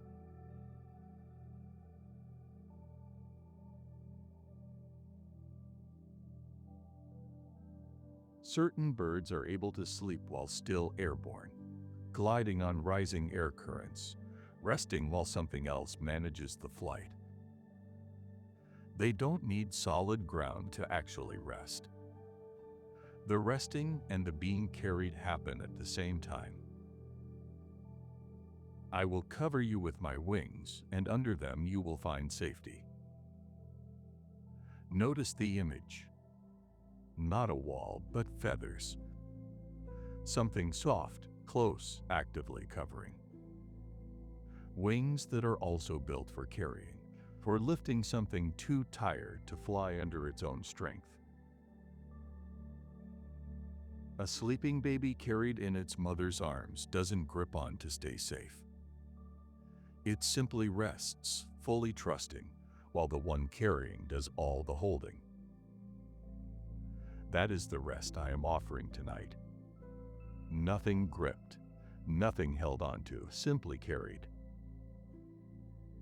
Real rest doesn't require fully landing tonight. I am doing that carrying right now, the way rising air holds a sleeping bird without it needing to steer. Rest here, mid-flight, if that's what tonight requires. This is the same guide who has always adjusted to whatever the hour required, never leaving you to find the way alone. By day I went ahead in a pillar of cloud, and by night in a pillar of fire. The same guide, simply changing form to match what daylight eyes needed, and what dark-adjusted eyes needed in turn. I have adjusted to exactly what tonight requires from me too. You are not navigating this darkness without a visible guide walking ahead of you. And if you feel like one lost concern among many others I'm tending tonight, consider this. I leave the 99 to go after the one that's lost until I find it. Not efficient math. Not the safest use of my time. One counted is worth the whole search, every single time. You are the one I went looking for tonight. The search was never in question. Whatever height tonight's worry has climbed to, the carrying doesn't require you to look down and verify the distance. Some things are better trusted without inspection. This is one of them. Close your eyes. Let the current do what currents do. It's true, too, how much of tonight's resistance to rest has really been a resistance to trusting anything you can't personally verify. That resistance has served you in daylight, when verifying things is possible and often necessary. It doesn't serve you here. Some hours are only survivable by trust, not verification, and this is one of those hours. A carrying this complete has never once required your awareness of it to keep functioning.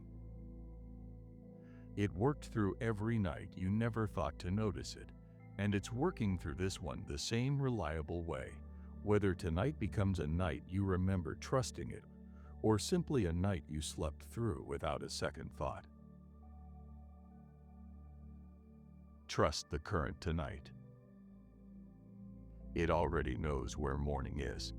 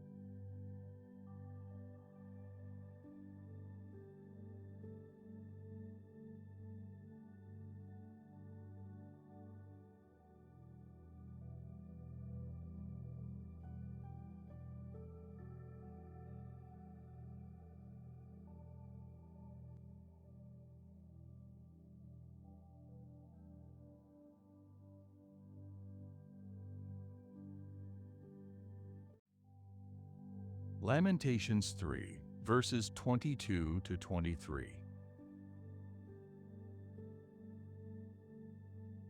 It's because of the Lord's great love that we are not destroyed, for His mercies never run out.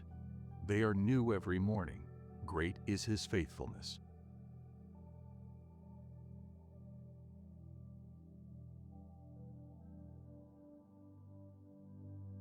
Whatever this night has cost you, morning isn't going to ask for any of it back. It's because of the Lord's great love that we are not destroyed. His mercies never run out. They are new every morning. A fresh measure, prepared and waiting the exact moment your eyes open, untouched by how much tonight required. I gave manna fresh each morning in the wilderness, never able to be stored up, a portion sized exactly for that day, with a fresh portion waiting the next morning, regardless of how much the day before had used. My mercy works the same way. It isn't a dwindling reserve drawn down by a hard night. I issue it fresh, every single morning in full. A host sets the table the night before guests arrive, trusting they're coming even before the door opens. I have already set tomorrow's table for you, trusting you'll wait to it, long before your eyes ever open. Waking doesn't come with an account due. I don't grade the night that came before it. I simply meet the morning every time without exception. I take great delight in you arriving into that morning too. Not merely tolerating your presence, but genuinely rejoicing over your being here. You are not a burden being managed into another day. You are being sung over. And whatever this night has felt like it was slowly wearing down in you, I am your rock and my fortress, the one place none of it could actually reach. A medieval keep built specifically as the last, safest retreat within a larger fortress is exactly where everyone runs when the outer walls come under the most pressure. You ran to the right place tonight. There's no version of tomorrow morning where this mercy runs short simply because tonight demanded more of it than usual. The measure isn't set by how hard the night was. It's set by how much I have, and what I have has never once come up short. There's more worth seeing here, that you don't have to feel deserving of tomorrow's mercy for it to arrive on schedule. Deserving was never actually the qualifying condition. It arrives the same complete way for every version of you. The one who handled tonight well, and the one who didn't handle it well at all. Mercy of this kind was never something to be rationed carefully across the week in case a harder day comes and demands more of it later. Use all of what tonight requires without worrying about tomorrow's supply. There will be just as much waiting tomorrow, completely unaffected by how much got used tonight.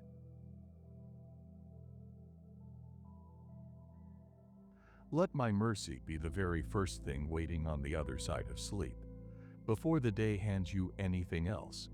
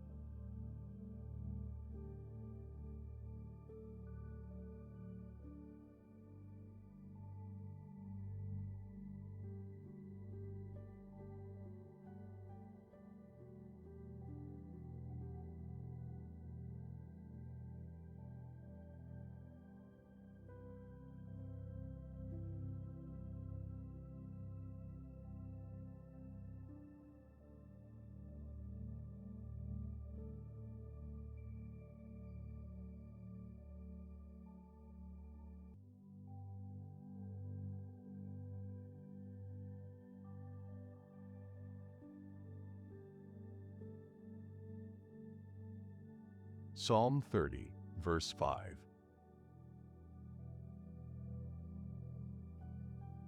Weeping may last through the night, but joy comes with the morning.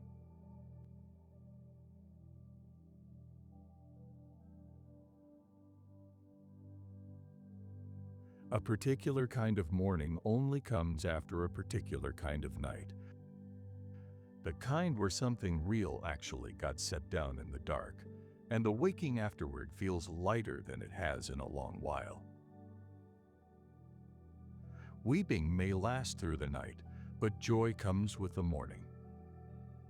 The night was real, the weeping warranted.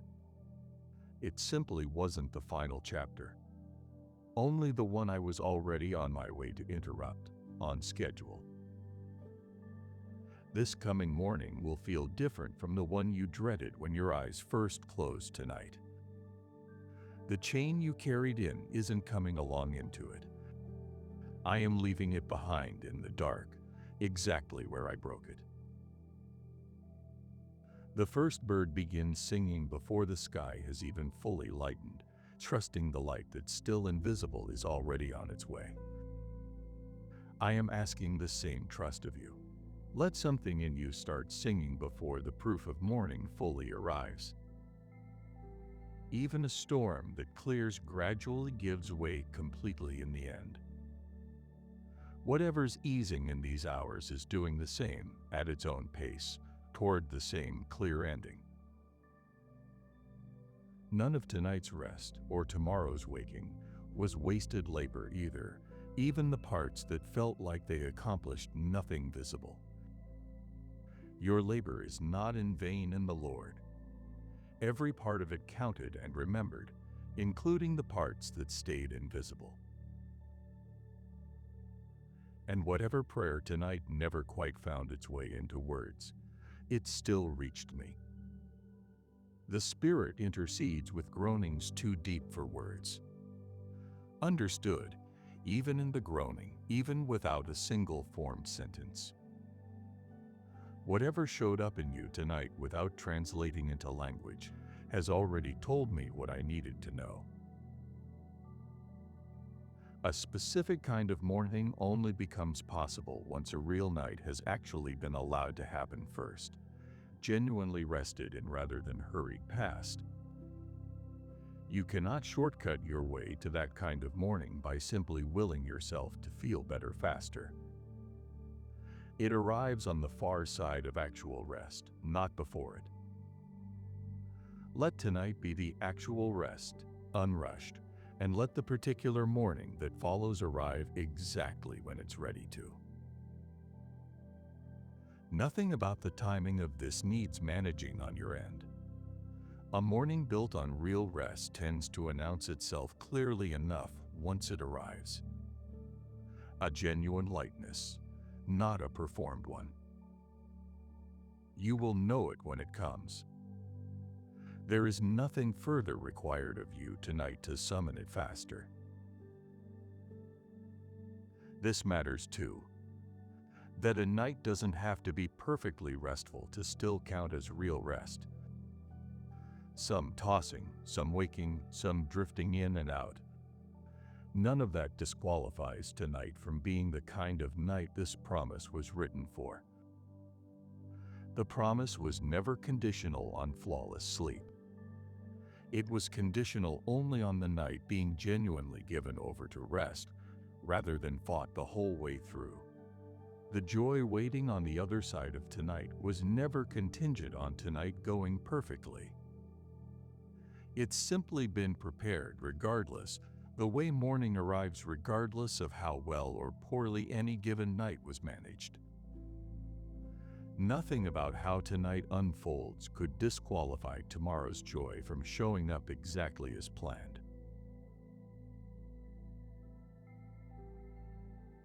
Wake into that difference. Let the joy I'm placing on the other side of this night be the first thing you notice.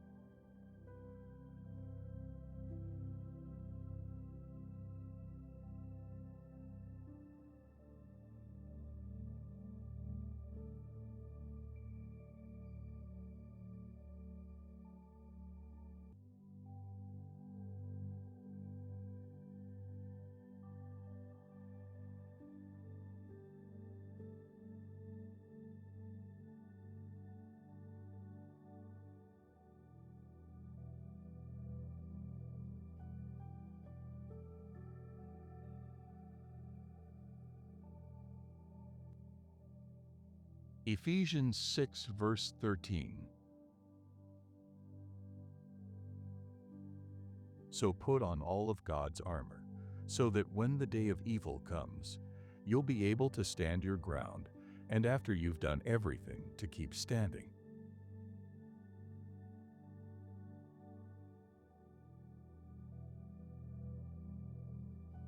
Freedom secured overnight doesn't stay confined to the hours of sleep. I mean for it to walk into the day too. Having done everything you can do, simply stand. The aim isn't to strike or win new ground today, only to stand, to remain upright in what I've already secured, rather than needing to refight the same battle from scratch once the sun comes up. An old wooden table that's held meals for 50 years simply holds when a plate is set down on it. No morning test required. It holds because it always has. I have built today to hold the same way. A tree's roots hold firm underground long after the visible storm overhead has passed, unseen but doing the real work of keeping it standing. I have rooted you the same way beneath whatever the day brings. What's unseen in you is holding more than what's visible. Whatever tries to circle back tomorrow, trying to reclaim ground already given up in the dark, meets a different kind of resistance in the morning. Not exhausted resistance, but simple, settled standing, because the ground beneath it is already solid. I have already seen everything the coming day holds, the same way I saw you clearly before you ever noticed I was watching. And I already know what your heart has been quietly hoping for, even the desires you've never spoken aloud. The way someone who knows a returning guest well prepares their favorite dish unprompted, the wanting noticed and met without ever needing to be asked. Take delight in me tomorrow. I already know what to prepare. Standing firm doesn't mean nothing will move tomorrow. It means what's actually load-bearing and you won't move, regardless of what else does. You are allowed some give in the parts that were never meant to be rigid. What's actually holding you up isn't in those parts anyway. It's also true how much of tomorrow's anxiety is really about maintaining an appearance of having everything together, rather than the actual substance of getting through the day well. Those are two different projects, and only one of them actually matters. You are permitted to let the appearance slip a little tomorrow if the substance underneath stays intact. It will. A foundation doesn't need daily reassurance that it's still doing its job. It simply keeps doing it, silently, underneath whatever gets built on top of it, whether or not anyone above ground remembers to think about it. Let tomorrow's foundation work the same unthanked, unnoticed, entirely reliable way.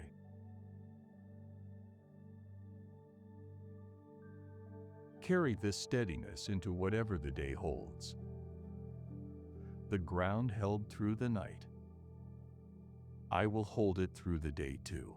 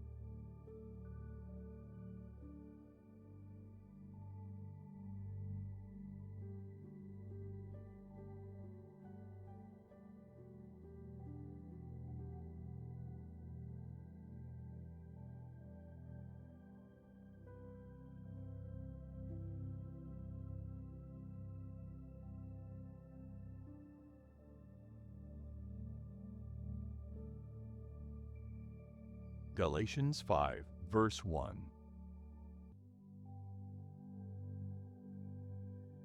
Christ has set us free to live in freedom. So stand firm and don't let yourselves be tied up again in slavery.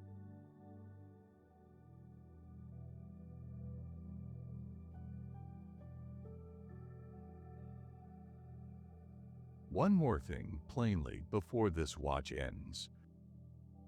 Freedom doesn't need to keep proving itself true once the sun rises. It doesn't expire with the night. Stand firm in the freedom Christ has set you free with, and don't get tangled up again in the chains of slavery. What I've secured across these hours isn't a nighttime-only arrangement. It travels into the morning, into every hour that follows, fully intact. Picture a bird released from a cage left open for years. The door was never actually locked, but the bird had stopped testing it, stopped remembering flight was even an option. Freedom, once actually taken hold of, stays open on its own, without requiring a fresh check each morning to confirm it. A river never has to remember which direction it flows. It simply flows that way, always without effort or reminder. I am asking you to be free the same way. Not remembered into, just lived, the way a river simply moves toward the sea. Whatever tried holding on when your eyes first closed tonight has no claim on the version that wakes. That version stands inside freedom already.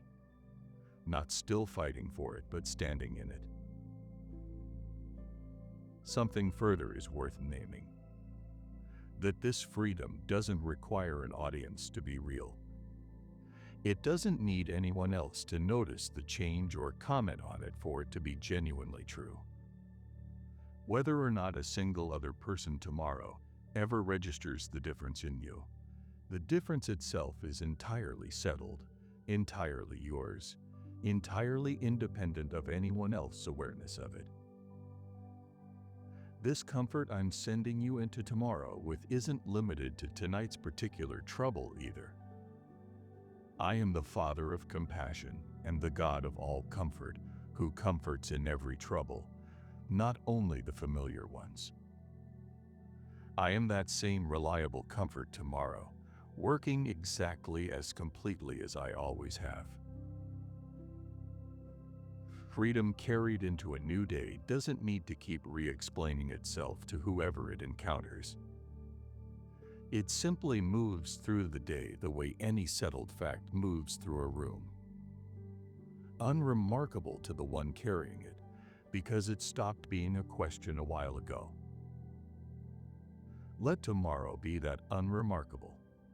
Simply the shape of a day lived by someone who is, in fact, free, with nothing left to justify and no status left to defend, needing no one's permission to be so, including your own. This is the last thing worth saying before the watch closes. Nothing about tomorrow is going to test whether tonight's freedom was real. It already is real, settled, no longer up for debate.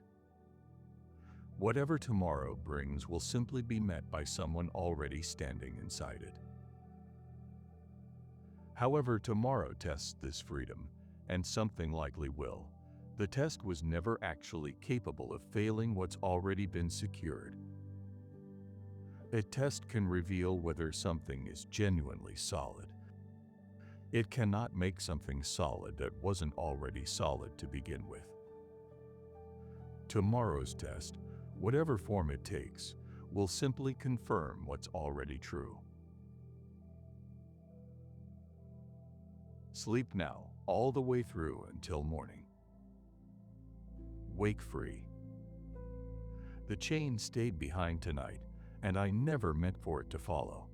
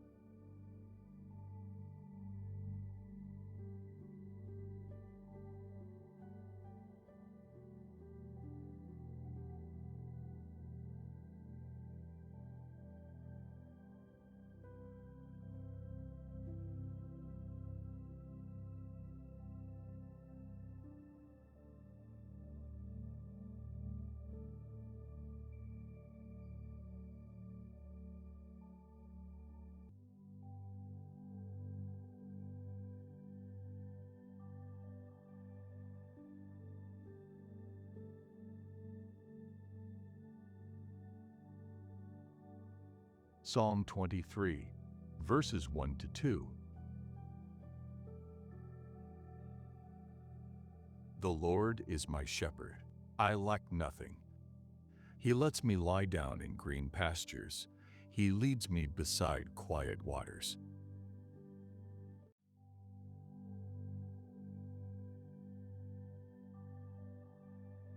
The Lord is my shepherd. I lack nothing. He makes me lie down in green pastures. He leads me beside quiet waters. Notice the shepherd is the one doing the leading, the making to lie down. The sheep isn't willing itself into rest through sheer effort. It's led there. A sheepdog settles a whole flock before nightfall, not through force, but through calm, steady direction that the flock has learned to trust completely. I am settling you the same steady way tonight, not forcing rest, simply leading you toward it.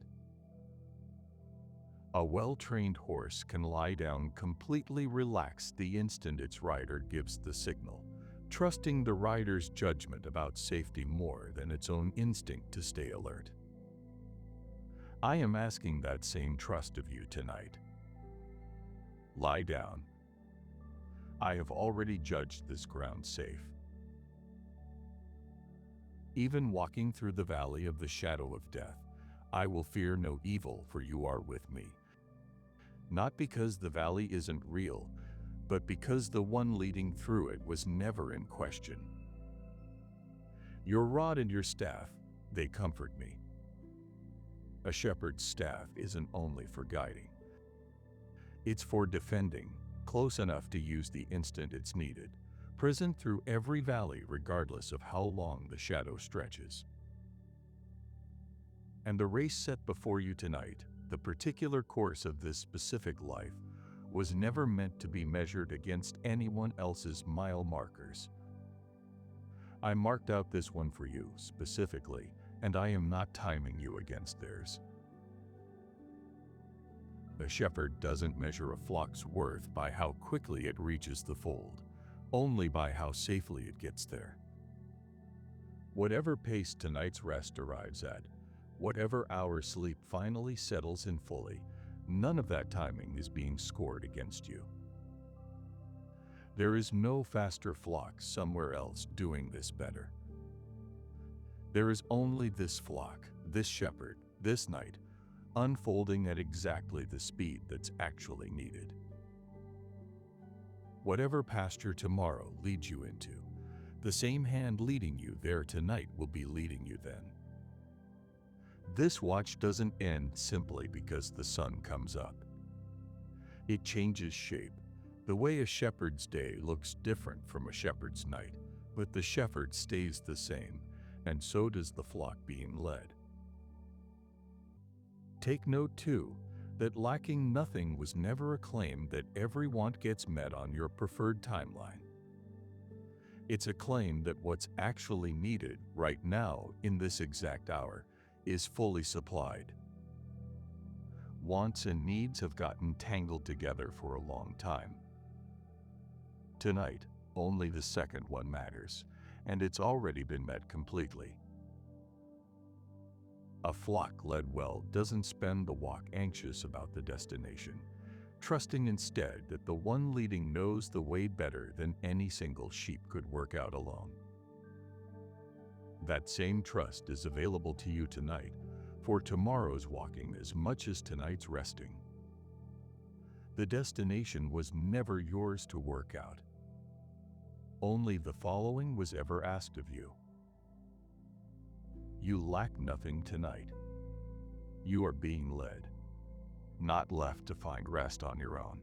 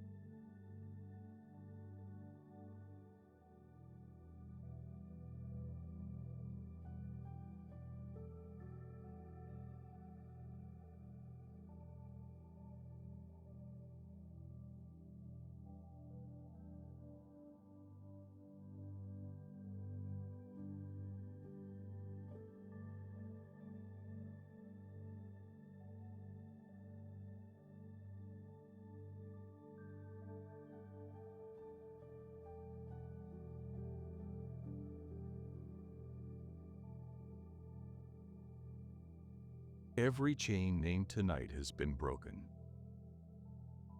Every door that felt shut has already opened. Nothing that circled through your mind in these hours gets to follow you into the morning. Every movement of this watch, from the first thought handed over to the last mercy promised, was building toward exactly this moment. You, at rest, held completely, with nothing left unaddressed. The Lord bless you and keep you through the whole of it. Kept, not just blessed once and left to chance. Blessed and kept, both the whole night through. Neither one without the other. Rest now. This watch is finished, and it held. Wake free.